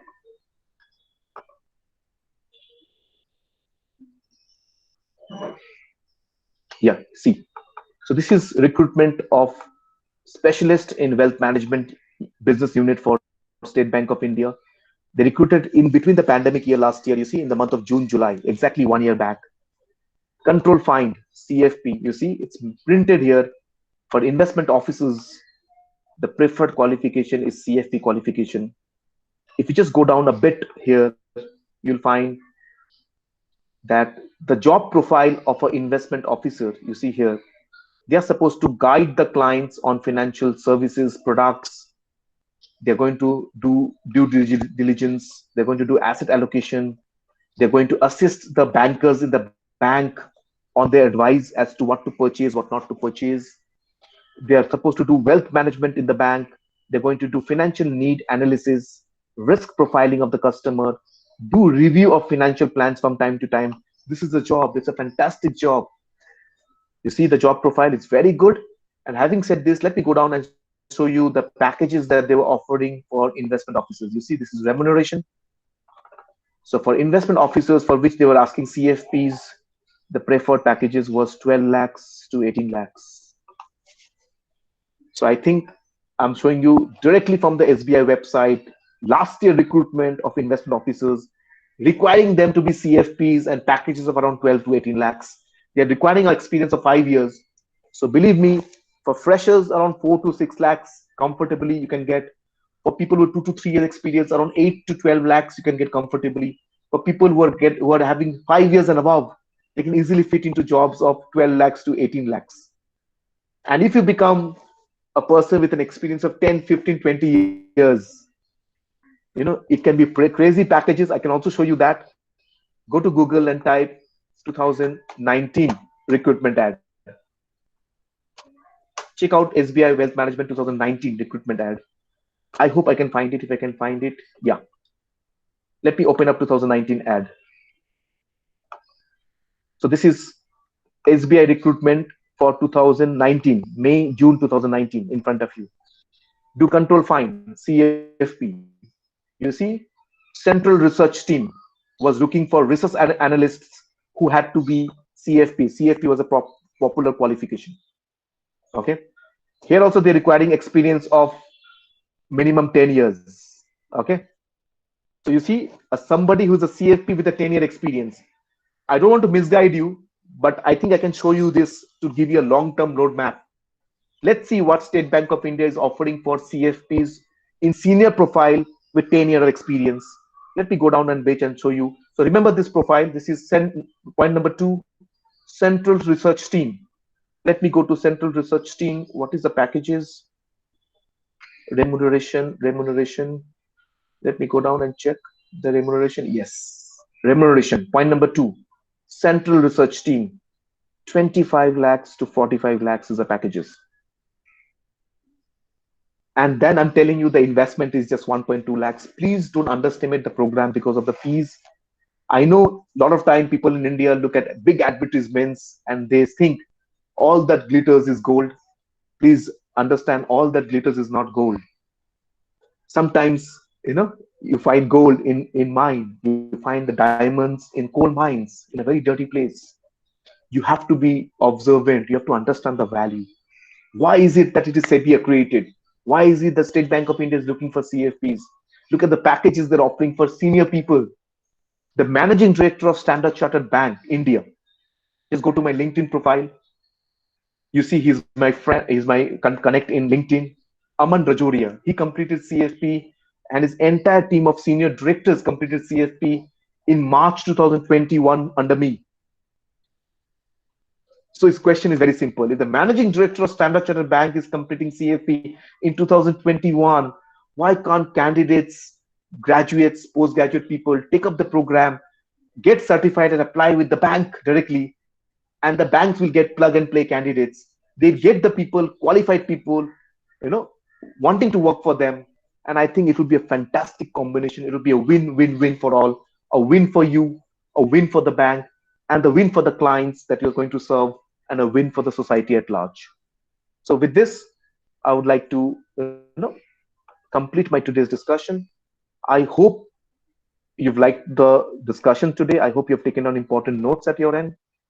I'm open to all your queries. Please don't hesitate. You can put up your queries on the chat box. You can unmute yourself and ask me the queries.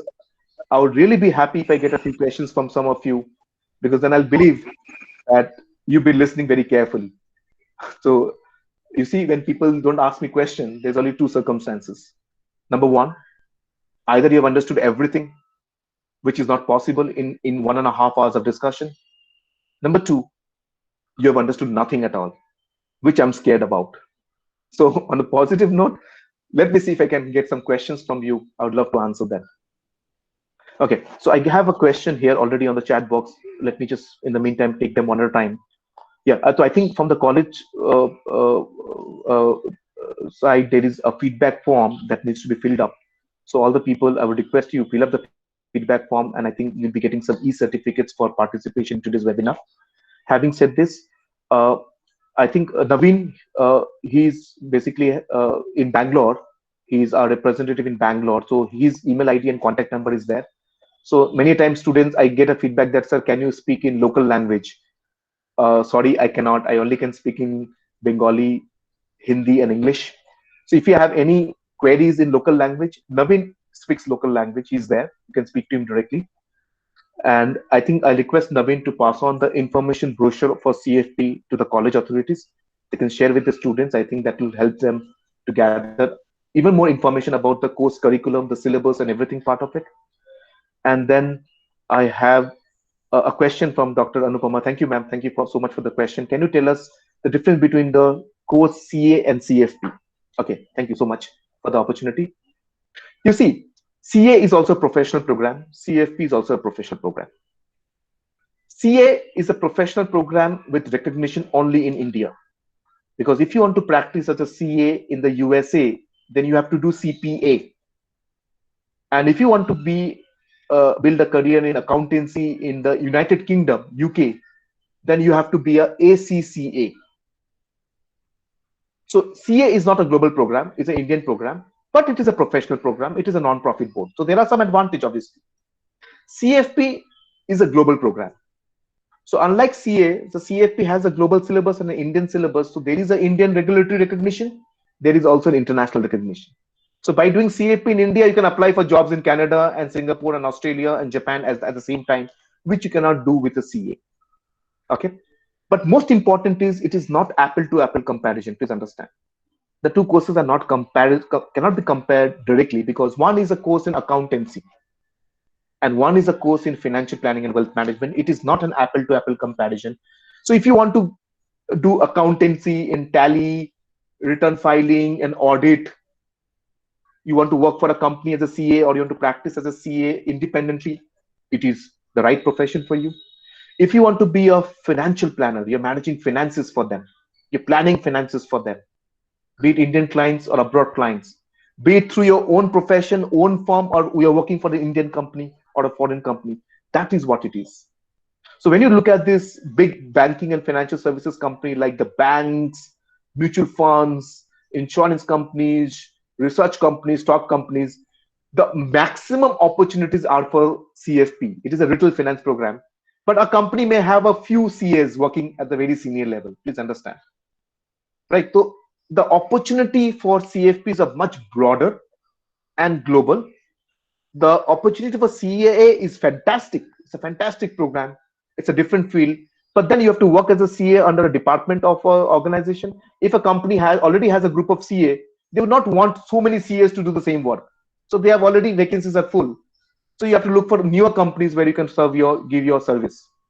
Or you can work for companies like PwC and all, where they're taking outsourcing work for a lot of this accounting and tax related, audit related work. They're taking it from the companies and they're telling that young CAs that you work for us and do the work for us. So, so that is what it is. So, even the director of PwC Global is my client. She's a chartered accountant, but all our finances I manage. So there are 8,000 CAs working under her, but her finances, she'll not move an inch without talking to me. So that is my work. She's expert in her field, I'm expert in my field. They're not they cannot be compared directly. If I talk about what is the difference between CFA and CFP, let me talk about it. That's a very interesting question. I got the question from Abdul. Thank you so much, Abdul, for the question. And my response to this question, listen very carefully. CFA is a corporate finance program. CFP is a retail finance program. What is corporate finance? Corporate finance means when you're talking about working capital management, raising money, merger, acquisitions, underwriting, those are the type of work that a CFA does. So fresh CFAs, the job opportunities are a bit difficult because if you're going to work for the corporate finance division of any company, they would need seasoned players. The number of vacancies for corporate finance is always less, but imagine the number of vacancies in retail finance. It's wide. Every company which interacts with clients can give you a job with CFP. But companies who are actually serving other companies, it is a B2B. You know what is B2B? Business to business. So business to business companies can give you openings for corporate finance in CFA, but B2C companies, business to consumers, business to client, which is a bigger pie, which is a bigger scope, that is where CFP fits. Okay. Again, they can't be compared together. If you do a CFA as well as CFP, you become an expert in corporate finance as well as retail finance. If you do only CFA, you become an expert in corporate finance. If you do only CFP, you become a specialist in retail finance. Okay. There is another disadvantage of CFA. I'll tell you. What is the disadvantage? CFA is also run by a non-profit board of USA. So though the board tells it's a non-profit board, but still it will cost nearly 4 to 5 lakhs to become a CFA. Whereas the cost for CFP is 1/3 or maybe 1/5 of that cost. Number two, in CFA, you'll be taught about US regulations only. So CFA doesn't teach you Indian regulation. Please remember that. So if you're studying CFA, the only place that you can get job is either you apply for companies in the USA or you work for companies which are US based MNCs, multinational corporation. Because CFA is not recognized by SEBI. Why should it be? CFA doesn't teaches you Indian regulation. So either you work for US companies or you work for US based MNCs in India, in Singapore, or wherever you want. But CFP, the best part of the program is in every country, 27 countries that they're present, they have a global syllabus, they have an Indian syllabus. The Indian syllabus is recognized by the regulator. So you not only can work in the local country, the global syllabus is recognized internationally. You can also move out of India and work in a different country. So that is a big advantage for CFP. Okay. Again, I'm telling it's not an apple to apple comparison. CFA is for corporate finance. CFP is for retail finance. CFA is business to business. CFP is business to consumers, B2C. The opportunities in B2C is at least 20, 30 times bigger than the opportunities in B2B. Okay. What do I have here? Another question is, CA, I have covered this question. From which institution do you suggest that you do the program? Well, that is your choice. So International Institute of Research and Wealth Management, the institute that I run. So we represent 3 non-profit boards globally. So we are the official representation of the Financial Planning Board of US. We represent the Wealth Management Board of US. And we represent the Chartered Insurance Institute of London, which is under the Queen of England. So all these are non-profit boards. We represent them in India. So if you feel that International Institute of Research and Wealth Management, which is the institute that I represent, that can serve you, we can serve you. Or else there could be anybody else in the industry whom you find could be suitable enough. But it's not about doing it from us. What is important is that if the course makes sense, you should do it. If it doesn't make sense, don't do it. Refer it to somebody for whom it makes sense. Okay. What is the duration of the program? Well, that is flexible. It's a part-time program. So the US board conducts exams every month. So in 1 year, you will have opportunities to give exams 12 times. You just need to select 4 exams because there are only 4 exams to be taken. So out of that 1 year, 12 exam slots, you just choose 4 slots and take 4 exams from the comfort of your home. Your course is complete. The way we run the program, we have our own app. So what we can try, Naveen, I'm giving you this permission, Naveen. If any of the students from SSMRV wants to take a demo, I'm authorizing you right away. Give them a free installation of the software. They should get a free installation of the software, and we can give them a free demo for a couple of hours with no charges at all. Let them experience the platform. Let them experience a couple of sessions. See if it is interesting for them. Okay, that's an exception. I'm authorizing you right away. Just because I'm getting a lot of questions from the people, I think this deserves right away. So no question asked. Right away, let me approve this. Not a problem. Okay. So moving ahead, CS, CFP have discussed, institute I've talked about. Duration of the program, you can, if you attend a class every day, then you can complete the program in 4 months. If you attend a program, say one session every 2 days, according to your comfort zone, maybe you will take 6 months to do the program. Or say if you decide that I'll take one exam every 2 months, then to take 4 exams, you will take 8 months time. So that is completely flexible, and I think that should be the need of the hour given the pandemic. You should not be compelled to take exam on a given date right now. You should have the liberty to choose when you're ready for the exam. Okay. For the first year certificate, do you require any internship? No. Anybody who after class 12 can pursue CFP. The first three programs, the first three exams can be given by anybody after class 12, and you will get the certification. For the fourth exam, it's important that if you sit for the exam, you can sit for the exam, you can qualify for the certification, but there are two conditions. They will give you the certificate for the final CFP certification only if you're a graduate. So you have to show that you have completed your graduation. Number two, you either have to show them 3 years of work experience or some time spent under a CFP, where you have done work under a supervisor. So I myself am a CFP. So even if you're working under me, I'll train you how, I'll give you an internship. I can arrange internship from a lot of other CFPs around the country, or rather in a location that is very close to your home, your destination. So we can arrange that. We are all connected across the country. A lot of these CFPs in India are my students, and they know me personally very, very well. So we'll try and help you out. So you can actually work under a CFP, appointing the CFP as a supervisor, and then you can take a certificate from the CFP that you have worked under him, and that certificate is equivalent to 3 years of work experience, and then you can apply for the CFP certification right away. That should not be a problem. Varun, I have a question from you. So you said that India, we have 2,000 financial planners, but most of Indian companies consider these chartered accountants as their financial planner, right, sir? Well, no.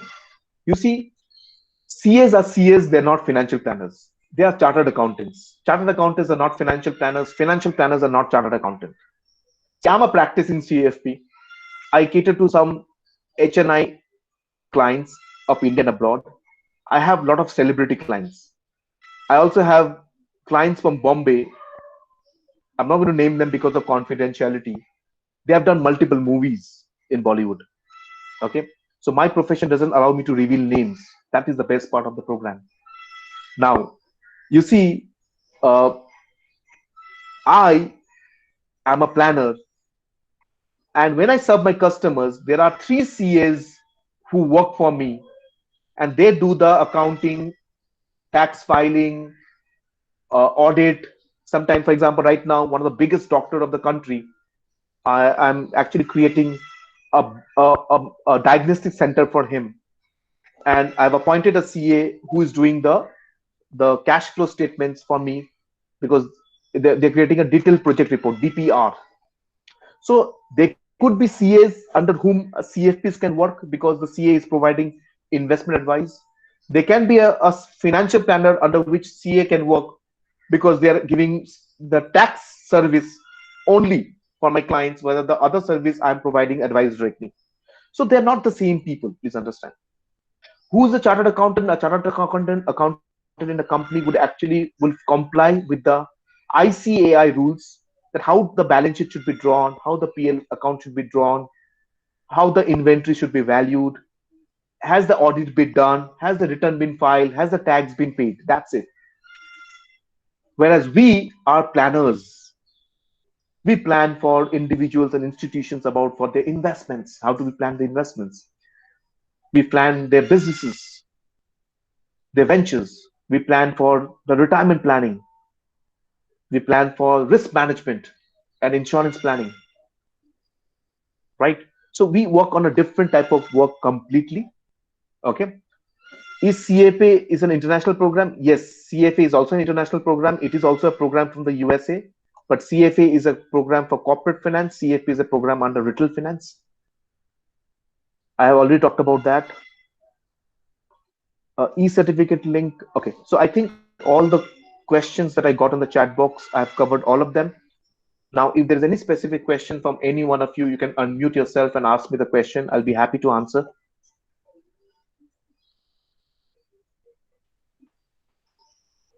I think all the queries have been pretty much covered up in your session, sir. And I can see that your session has created a kind of spark in the participants as to what's in it for me. I think they wouldn't have realized the importance of CFP, or not, for that matter, not even known about the program. And this session has really helped them to understand that it's not just for the commerce background people. Even the BBA candidate, like you being a example yourself, after doing an MBA, you still had to do it. So I think our students have been enlightened upon about it, sir. So I think we are uh, done with all the queries also from the participants. Yeah. Thank you, ma'am. Shall we conclude it here, sir, with your Yes. permission? Yeah. Over to you. Thank you. Thank you so much, sir. Yeah. So I take this opportunity again to invite Ms. Bharti NS, the event in charge, to conclude the event. Over to you, ma'am. Thank you, ma'am.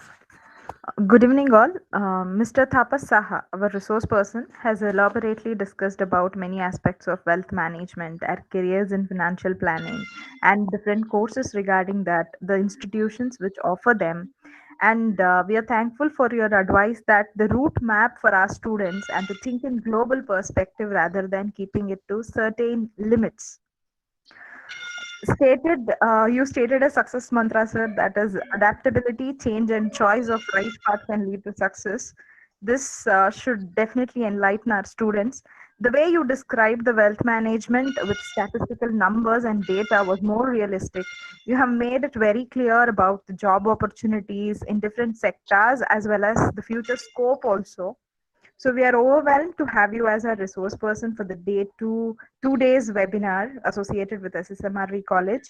I thank you, sir, on behalf of all of us for such wonderful and knowledge enriching session. Thank you so much. The pleasure is mine. Thank you so much. Over to you, Vandana ma'am.